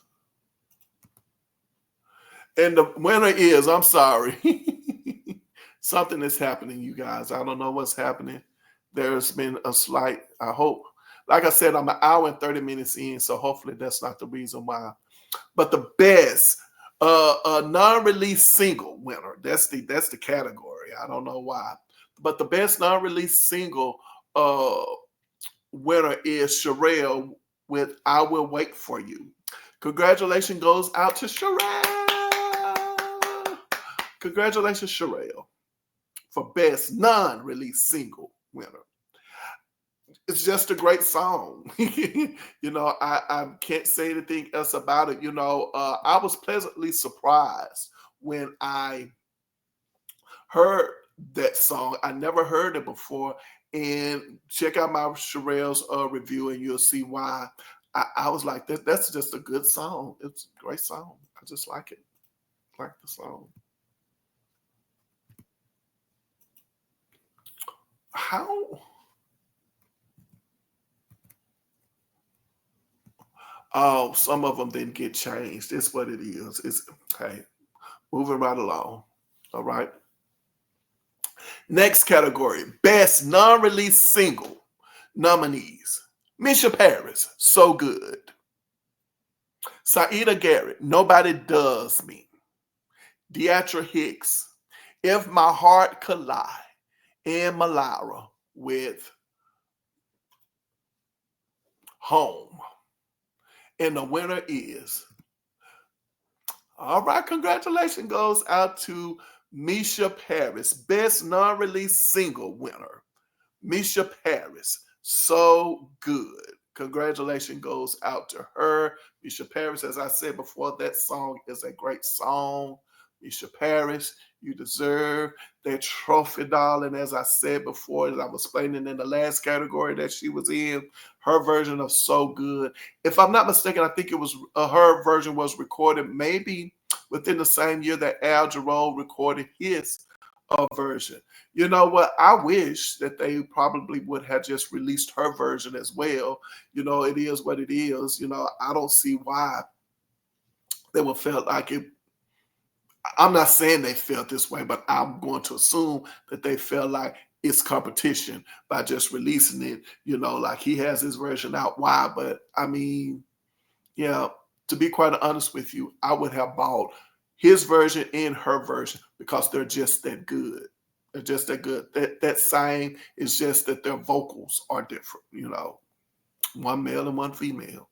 But congratulations goes out to Misha Paris. So excited for you, love. Woo! All right, going into the next category. Now, well, I just hate that these things are not right. Best non-release single nominee: Sue Carwell, Painkiller, Karen White, Beside Me, Kathy Sledge, Every Little Way, Jackie McGee, Good Old Fashioned Love, and Nikki Richards, What Happened to Us, and Shirley Murdoch, We Should Be Together. Oh, great category. This is a good category. I like it. And the winner is, oh my gosh, Nikki Richards, What Happened to Us, Best Non-Release Single Song winner. Best Non-Release Song winner goes to Nikki Richards, What Happened to Us. Y'all, when I heard it, I fell in love. I was like, why didn't they release this song? But I guess it makes sense that Summer Breeze, maybe they did release the song. You know, and that allows me to explain. I'm glad that that came up. I wasn't thinking about it, this category. Some of the songs I try my best to get as much information I possibly could on whether or not that song was released anywhere. But as I said, I had to do a lot of digging kind of to find out. I would like to think that this song was worthy of a release, but maybe it was a release and it didn't chart, you know, so I had to keep that under consideration as well. So if a song was released and didn't chart, I kind of put it in that kind of non-release song category. I tried to, but still, this is such a great song that I just don't know why they didn't allow What Happened to Us to be the next single. However, I could see with Summer Breeze being so popular and the Isley Brothers catalog, and of course that is a remake for them as well. You know, they obviously remake. It's a remake, but still, maybe they felt like the song had an audience already, and to go ahead on and release it. I just wish Summer Breeze had done better for Nikki Richards. But to be honest with you, What Happened to Us is my favorite song by Nikki Richards so far. I haven't listened to all of her albums, though. All right. Next category, ladies and gentlemen. Best unreleased song nominees are Cindy Mizelle, Back to My Emotions. Kelly Price, Three Strikes. Tina Moore, Waiting. Sandra St. Victor, Come Over. Rona Bennett, I Want to Know What Love Is. Dawn Robinson. And Rachelle Ferrell, I Can't Explain. And the winner is Cindy Mizelle, Back to My Emotions. You better believe it. Congratulations goes to Cindy Mizelle, Back to My Emotions. Now listen here. This is all I'm going to say about this song. Mariah Carey, you got some explaining to do, girl. Woman. Y'all got some explaining to do. All I'm gonna say to y'all is go, and if you haven't heard Cindy Mizell's Back to My Emotions, listen to it. Just go listen to the song and then look Mariah Carey upside her head. That's all I'm gonna say. That's all I'm gonna say. I will tell you this. You remember what I said in the Cindy Mizell's video that I did? I said I can never tell when Lisa Fisher, when Lisa Fisher and Cindy are on a song together, I can never tell the difference in their voices. This explains exactly what I'm talking about. Just listen to this song. And when she gets to the end and she's hitting those notes and all that stuff, and then you'll be like, yeah, I see. Yeah, this lady got some Lisa Fisher, Mariah Carey stuff going on in this song. And then she got her own flair to it. Yeah, yeah, yeah. It's what it is. We ain't going to say anything, Cindy. We're just going to say Mariah Carey has some explaining to do. I don't know. I think Cindy's probably said she was Mariah Carey's background vocalist. I don't know. At one point in time, I don't know if it's true or not. I think it was, but still, Mariah Carey got some explaining to do. So it's and yeah, I need to go look at the Emancipation of Mimi's album and see if Cindy Mizell. Can I do a side check? Let me go do the Emancipation.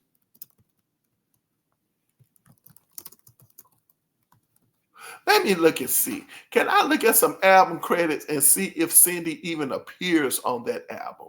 Can I do that? Does she have any credits that I can look up real quick? Because if Cindy Mizell's name is on there anywhere as a vocalist, I'm gonna go. I'm gonna go.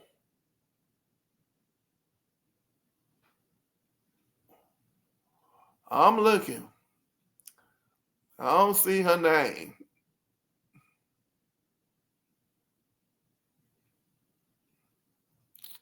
They ain't showing me her name. Cindy, you ain't on the Emancipation of Mimi. I don't see her name. She better not have been. Yeah, I'm like, what? Yeah, I don't know. I don't know. I don't know. I don't know. It's just something about that screams Mariah Carey to me. Somebody heard Cindy Mizell's album. That's all I'm gonna say. You probably say, what kind of acceptance speech is that? That's all I'm saying, Cindy. I'm still looking. I come back. I come back. I come back. I come back. I'm trying to find out if this lady appeared on your Cindy. I'm looking to see Cindy. If you appeared anywhere on any of Mariah Carey's album, hold on. And then I'm gonna be like, yeah, they did it, Cindy. They did it to you. Hold on. Let me see. And then we're gonna move right along. Hey, it's my show. I can do what I want to do. It's my show. Hold on. Hold on. This is okay. I don't see Cindy over here. Oh, see, all the credits are not always accurate sometimes too. Hold on, I'm looking. Okay. That's all right. I'm looking for credits. If I see her name one time, all I gotta do is just see it one time. And I'm gonna be okay. See? See? So she shows Cindy. See.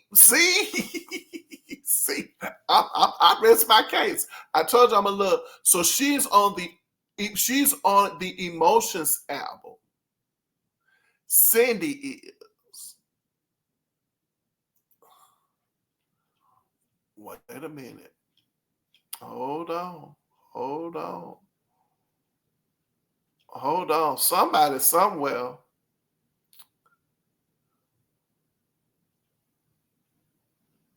Hold on. Hold on. I'm looking one more time. That's all right. That's all right. That's all right. We're going to get there. I'm looking one more time. See, this is Cindy. Cindy is on. She's on Mariah Carey's what album? What album is this? Music Box album. 1993. If I'm not mistaken, Cindy, don't you have an album? Didn't you have a song called "I Had Enough" that was redone by what's her name? Regina Bell. Okay, so that's 1993. Hold on, y'all. I just got to do something. Then we're gonna be done. We're gonna be done. This here's Cindy doing her acceptance speech. Hold on, Cindy. Mm-mm. Mm-mm. So your album, Cindy, came out in 1994.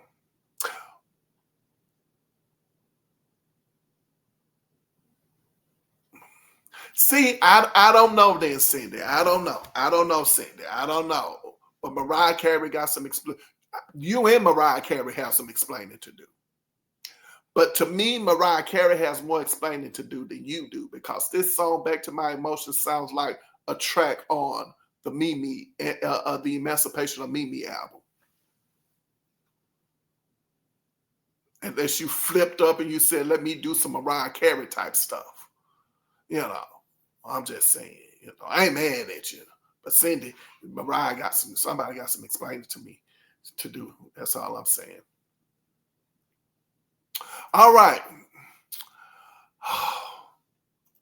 Next category. Best Release Song nominees are Donna Allen, Serious. Lala, If You Love Me Just a Little. Shirley Murdoch's As We Lay, and Shirley Jones, Do You Get Enough Love? And the winner is Shirley Murdoch, As We Lay. Congratulations, Shirley. Shirley. Yeah, I saw you over there on that Luther show. I watched Luther yesterday. Never Too Much. Yeah, I saw you. With your little, well, I'm sorry, not your little, but your flyer. You said she was on tour with Luther. Yeah. So congratulations. As We Lay, right? Moving right along, because I'm not trying to be long with this stuff at all. So moving right along. Okay. Next category. Best Release Song category. All right. And the nominees are Miss Chalet, No More Lies. Deatra Hicks, Sweet Talk. Jasmine Guy, Try Me. Oak Towns 357, Juicy, Gotcha Crazy. Sharon Bryant, Let Go. And Sheena Easton, The Lover in Me. And the winner is... Congratulations goes out to Deatra Hicks, Sweet Talk. Congratulations, Deatra. Congratulations, love. Oh, just so awesome, isn't it? Yeah, just awesome. Deatra Hicks. Yeah. I mean, what can we say? That was a bad song. It was a bad song, Deatra Hicks, and well deserved. Well, congratulations on your award. Yeah, I'm so happy to give it to you, love. Okay, we got to keep this moving. Okay. Best Release Song nominees. Misha Paris, My One Temptation. Saida Garrett, Kissing. Ferrell, Everything I Missed at Home. Sure Pepsi Riley, Thanks for My Child. Allison Williams, Sleep Talk. Desiree Coleman, Romance. And Elise Simmons, I Want to Be Your Lover. And the winner is... Congratulations goes out to Ferrell, Everything I Missed at Home. Congratulations, Ferrell, on your award. Well deserved, love. Well deserved. Well deserved. Okay, let's keep moving right along. Best Release Single Nominees. Bernadette Cooper, I Look Good. Karen White, Romantic. Barbara Weathers, The Master Key. Phyllis Hyman, Don't Want to Change the World. B. Angie B, I Don't Want to Lose Your Love. And Malira, Mercy, Mercy Me. And the winner is... congratulations to Karen White. Congratulations, Karen White, for your song Romantic. The Black American Musician, Artist, and Writer Award goes to Karen White for Romantic. Let's keep it moving, y'all. I'm trying to stay up under a certain time. Best Release Song. Martha Wash, Give It To You. Mickey Howard, Ain't Nobody Like You.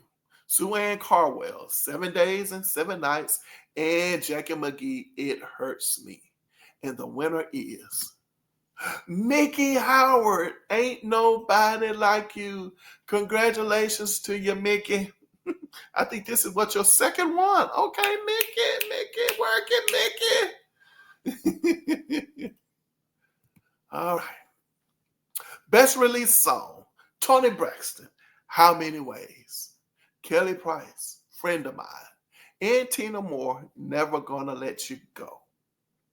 And the winner is... Who is the winner? Who's the winner? The winner is Toni Braxton. How Many Ways? Congratulations to you, Toni Braxton. Mm-hmm.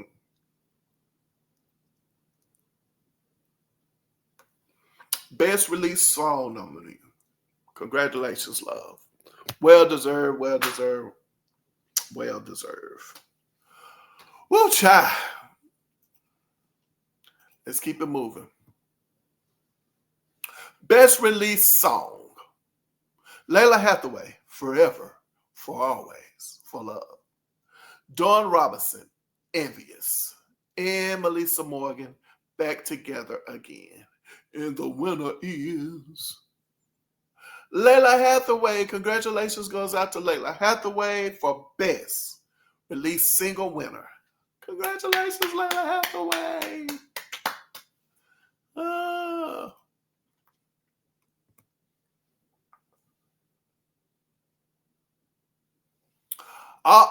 So let me stop.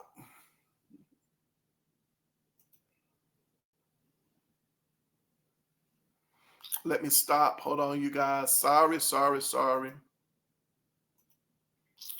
So we're almost approaching the 2-hour mark, okay? And we're about to wrap up the show. So allow me to explain some things to you guys as we're about to wrap up the show. We got about 4 more categories to go. But that's pretty much it for the song category. Now, when it comes down to the best non-release song, okay, how did I choose those songs? I didn't think about that. I didn't tell you guys. But the way, the criteria for choosing those songs was, it fell into the category of the best song on the album that I liked as a non-release song. Do you see what I'm saying? That's how it made the cut. It was the best song that I liked off that record. Sometimes there was more than one song, and so I had to choose. Now, as it relates to the best release song or the best release single, usually I went by whether the song that was their biggest hit, okay? That's how I chose the best release song. It was the song that was their biggest hit, okay? So that's what happened. Another thing, too, I tried to keep the singers in the same category as far as years are concerned. So a song that came out in 1989 was not going to compete with a song that came out in 1986. So what I did was I kind of kept those songs grouped together as close by years as possible. So some songs could have came out like in 1988 89, and 90. Depending on the number of albums that I reviewed in that year, determined how it made the into that category. Okay, so say for instance, if I have 4 songs and they were all, let's say, in 1988 and 1989, and I had 1 song in 1990, but I listened to another song that was in 1992, then I was like, okay, it can kind of stay in the 89 category, that 1990 song can, because I don't have that many, whereas it depends on the number of songs that were in that category. So say, for instance, if it was 3 songs in the 1992 category, and I took that 1990 song and put it in the 1992 category and 93 category, to kind of like even it out closer to years. So that's how I, try to make it work. Okay. Now, these last set of awards are awards that are like Producer of the Year, Entertainer of the Year, and then I have a couple of other awards that I wanted to also give out. Okay. So if you made it to the 2-hour mark, I appreciate you guys so much for hanging in there with me. I do thank you. But let's just go ahead on and let's clean up these categories. Okay. All right. Let's do it. The next category is for Producer of the Year. Now, here's what I also want to explain to you guys as far as the Producer of the Year category. There should be more females in this category. That's number one. And I was kind of playing around with if I wanted to include more females in this category, and I'll give you an example. Rachelle Ferrell produces songs on her album, but I don't know if she's produced other songs for other artists. The same thing for Nikki Richards. Nikki Richards produced songs on her album. But I was like, okay, well, does that mean, yes, she's obviously is in the producer category, but Producer of the Year, how do I want to do that? And because these 3 ladies here are some heavyweights when it comes to producers, I decided that it was okay to just have these ladies in the category and not the other ladies who just produce only on their albums. So do you see how objective I was trying to be with this? I really do think that I was trying to be as objective as possible. So I repeat it just in case, somebody needs for me to, explain it again if I didn't quite explain it right. I am aware that there are female artists who write and produce and probably do it on their own albums. For example, Rachelle Ferrell. Nikki Richards is another one that I came across who produced some things on their album. And I'm pretty sure there were others as well, okay? Did that mean that they get into the Producer of the Year category? Because you had to meet other criteria too, like writing and producing for other artists, okay? And so that's the reason why some of those ladies were not included in the category, but I still say it's a shame that more should be in that category, okay? So, having said that, Producer of the Year nominees are Joyce, Fenderalla, Irby, Kelly Price, and Bernadette Cooper. And the recipient for the Black American Music Award, Black American Musician, Artist, and Writer Award for Producer of the Year goes to Kelly Price. Kelly Price. Congratulations to Kelly Price. Yay, Kelly. Congratulations to you, love. It was tough. I mean, this was the toughest, a tough category. It was tough because these ladies are not playing. Okay? Kelly Price, Bernadette Cooper, and Joyce Fenderalla Irby. I mean, these ladies are not playing at all when it comes to this producing and writing stuff. They're just top tier. It's nothing. I mean, that like these are the top of producers. I mean, really, when it comes to female producers, as well as with Angela Winbush. But the reason why I say this as well is I had to think. Joyce Fenderalla Irby, her production lies in the fact that she is responsible for some, very popular, artists, who she has, produced and brought to the forefront, such as Sammy Lord and Dallas Austin. that's heavyweight, right? But then you got to look at Bernadette Cooper and how she, is produced for Climax. She's produced for Madam X, Cheryl Lynn. I mean, oh my gosh, the list goes on. And then I recently found out that she's probably responsible, but not probably, but she is responsible for, the artist John B. Right? She worked with him in the beginning of his career and so on and so forth. So I was like, whoa. So like I said, it was a lot, as well as Kelly Price has written in for a lot of artists and produced for a lot of artists as well.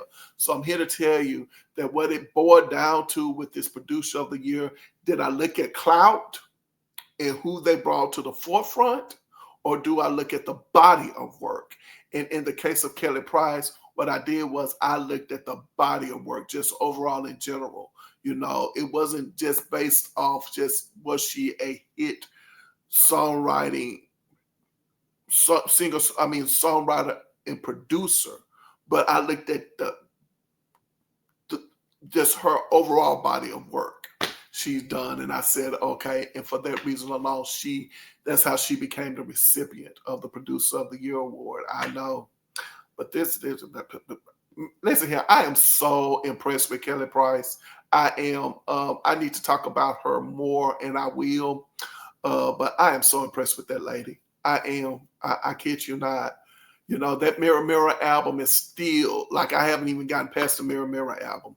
Like, I finished it. I've uploaded commentary on it, but I'm still like, shoot, Kelly, shoot. Yeah, that Kelly Price ain't no joke. She really isn't. Next category. Entertainers of the Year. Oh my gosh. I forgot all about this one. Woo. Nominees for Entertainer of the Year. Anita Baker, Rachelle Ferrell, Chaka Khan, Patti LaBelle, and Layla Hathaway. Now, I don't know why. I don't know what happened with my upload. I don't know, but I will respectfully say I thought I X'd Patti LaBelle out because I have not talked about any of Patti LaBelle albums, and that's how you met the criteria.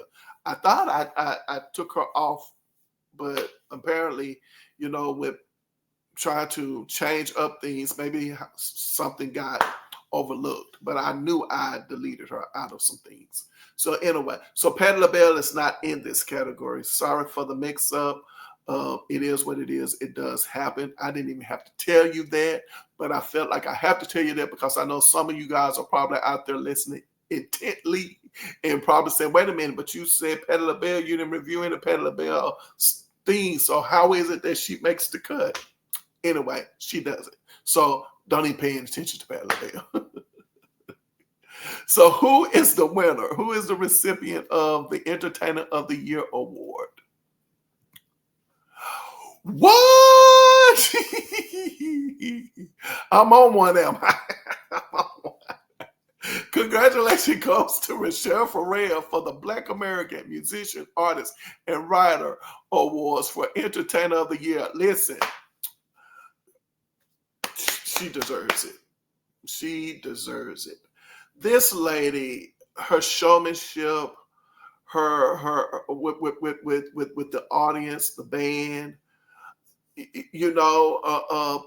her appreciation of music, like the way she approaches a song, like it's just this lady. I could talk about her so much, but I would just say simply this. First of all, we're praying for you, Rachelle. Rachelle, we're praying for you. May the Lord touch you from the top of your head to the soles of your feet and all in between. May He heal you and keep you, baby. I like to think of Rachelle Ferrell as having that Patti LaBelle type of career as far as performance. Whether if it's a hit or not, it doesn't matter. You're going to get a good show. And that's what I like about her.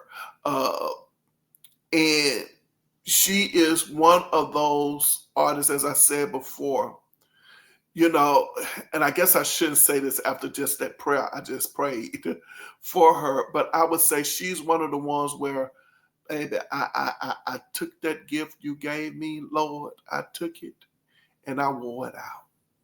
You know what I'm saying? And when I say I wore it out, and I don't mean it like a wore out in a bad type of way, I used it.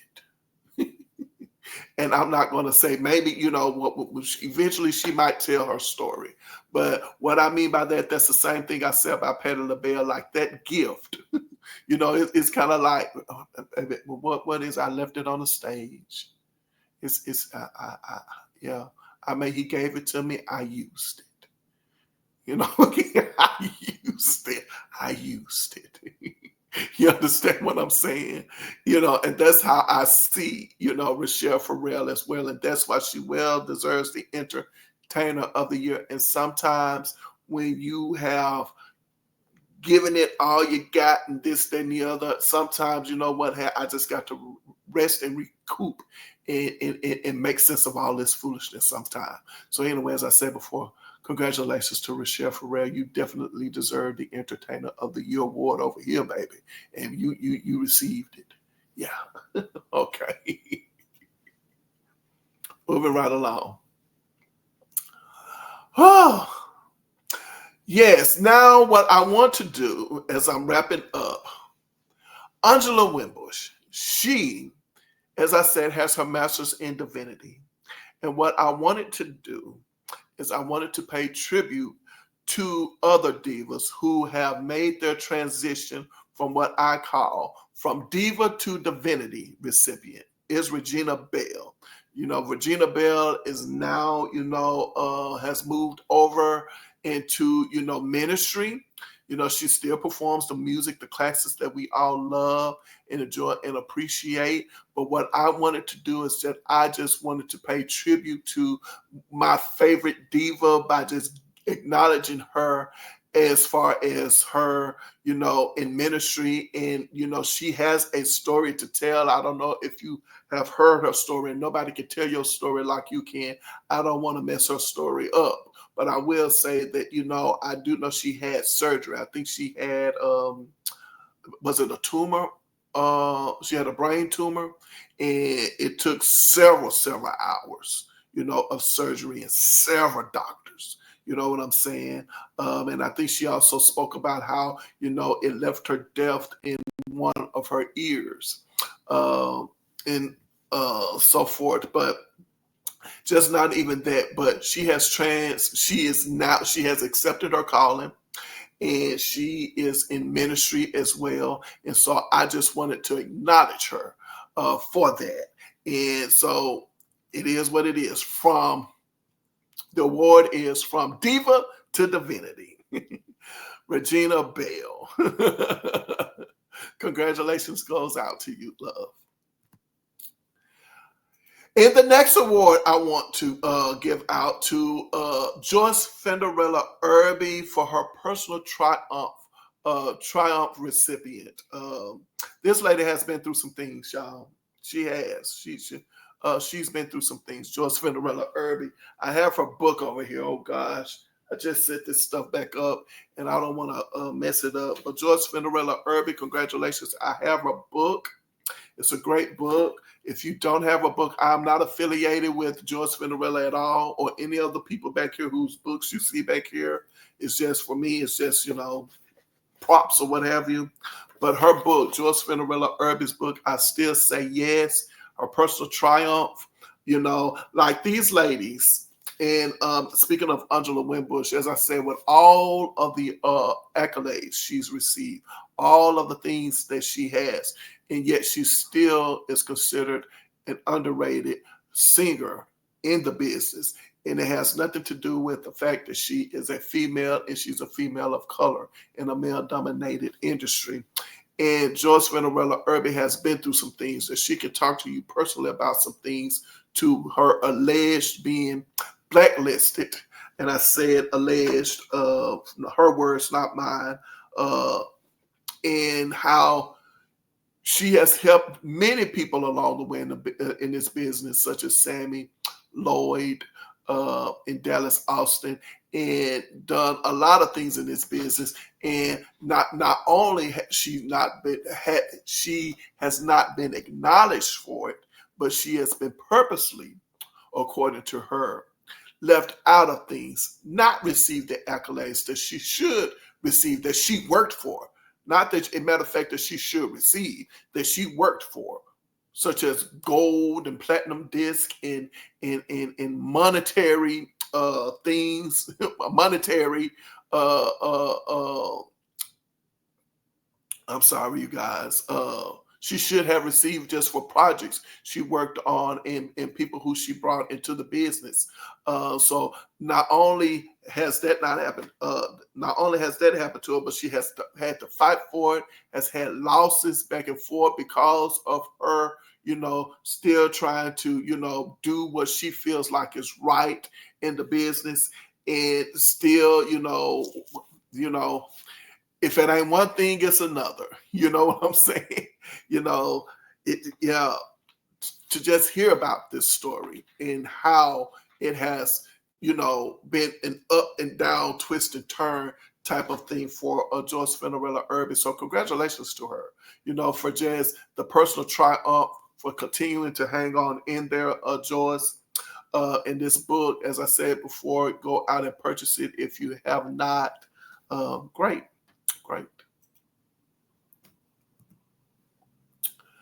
And then the Legend Award. Yes, I want to give out a Legend Award to Kathy Sledge.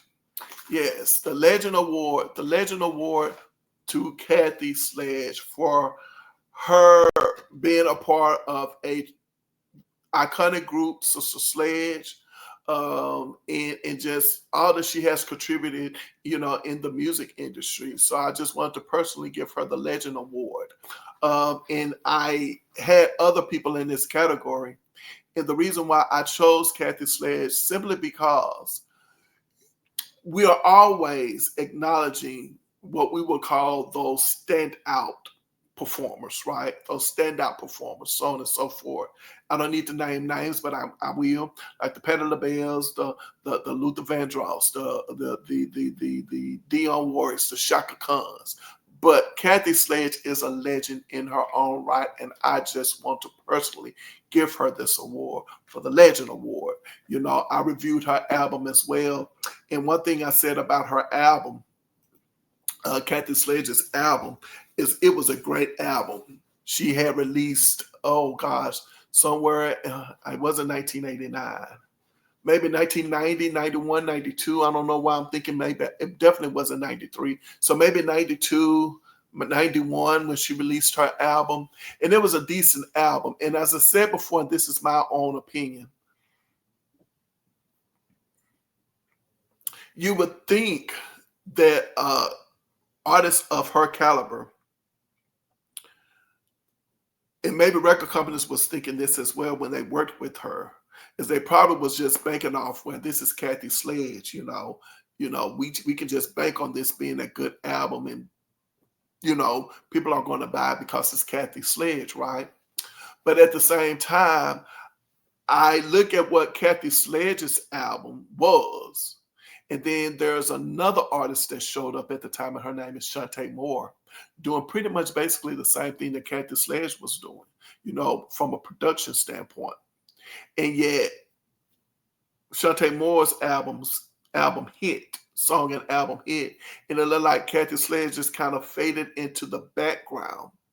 Two different record companies, two different executives, but the point that I'm making is that sometimes, it's not all about the legendary status. Sometimes you need people who are really behind you, putting forth the attention and the care that is needed in your projects. I like to think it's the same thing about with Michael Jackson.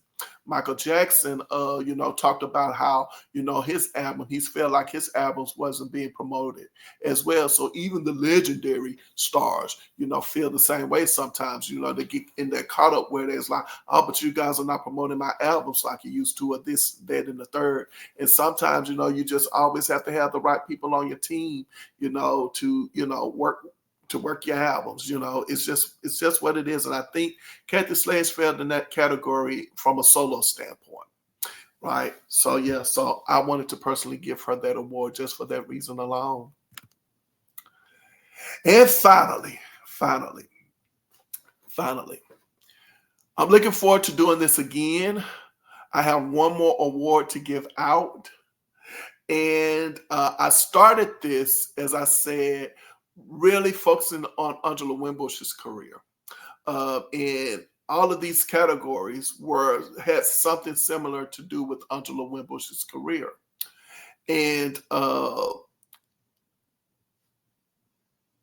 I gave out the Sharp Award to Angela Winbush for, and it says, the Sharp Award, she's sharp, she's right on T. And I know I gave that to Angela Winbush, and I do want her to have it. But from here on out, when I do this, I want to give that award to a singer an R&B diva, or a singer who is pretty much following in the same footsteps as Angela Winbush. And when I came across this artist, I knew that this artist was going to receive that award. So it starts off with Angela, because that's kind of like the foundation, but I'm going to give it to an artist who is pretty much following her footsteps, so to speak. And looking forward to other singers receiving it when I do this again. And that artist is no other than her. Congratulations to her. Yeah. The Black American Musician, Artist, and Writer Awards for the Angela Winbush Award. She's sharp and she's right on T. Yes, goes to her. Congratulations to you, her. Congratulations.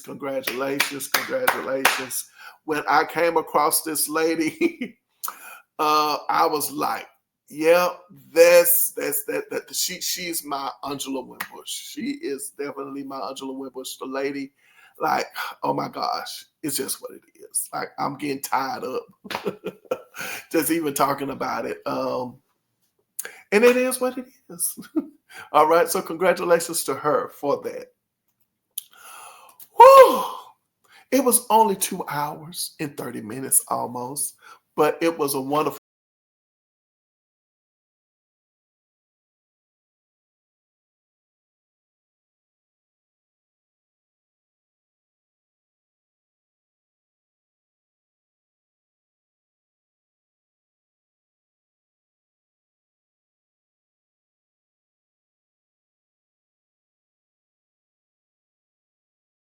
Then you will see those artists being nominated coming up. And the next time I do this, right now, the next step in this, ladies and gentlemen, to all of those out there, is pretty much now working on how I want the statue to look, or the trophy to look. Yes, I am definitely working on that. As I said, I don't want them to be certificates. And also, too, if the artist out there is like, hey man, you gave me an award, I want it, all I need to do is just let me know how to get it to them, and I just make sure whoever their people are, their, management team or whoever it is, I find out who they are, obviously, and, just basically try to reach out to them and say, hey, I have an award. If they want it, I'd be more than happy to give it to them, but if not, I don't mind keeping it. And as I said, I got a lot of things going on in 2025, so I don't even mind having it sitting back here behind me as I try to work on getting things all set up and keeping it myself. It's what it is. As I said, this is something personal that I want to do, and I'm looking forward to doing it over and over and over again. I have a lot of things that are coming up, I'm working on, that I can tell you. I'm just trying to keep everything close to, the chest, close to my vest. I'm not trying to, let everybody know all of the things that I'm doing. But I will say I'm working on this because I have posted it, and that is I am definitely working on the podcast part of all of this in 2025. I already have my topic that I want to discuss. My first topic, I already have it laid out to the way I want to post it. So, hey, if you made it this far, you already know what I'm going to say. My motto over here is simple. Put your behind where your heart desires to be. Put it there and stay there. You know what I'm saying? You know, I could go into a whole lot of details about that, but that's all I'm going to tell you guys is just put your behind where your heart desires to be. And there's a lot of things that I'm working on. A lot of things I'm working on. But what I'm going to do right now is that I'm really focusing on now just making this the best possible thing that I can make it. Okay, that's where I am right now, focusing on that, making it the best that I can possibly make it. I can tell you that I am working on maneuvering certain things around, so on and so forth. So just be on the lookout. You know, that's all I can tell you. Just don't know when I'm going to pop up and how I'm going to pop up. You understand what I'm saying? But it is what it is. All right. Once again, thanks to all of you guys out there. I appreciate you so much. Whenever I leave my mother's presence, she always says to me, she says, baby, remember, I love you, but God loves you best. I look forward to seeing your next video, and we'll see each other very, very soon. I'm going to try to upload things right now on Sunday, Monday, and Tuesday. Sundays, Mondays, and Tuesdays is when you should see me. But there are some other things that I'm trying to get out the way too as well. But anyway, on that note, see you next video. Thank you guys so much. All right. Love you.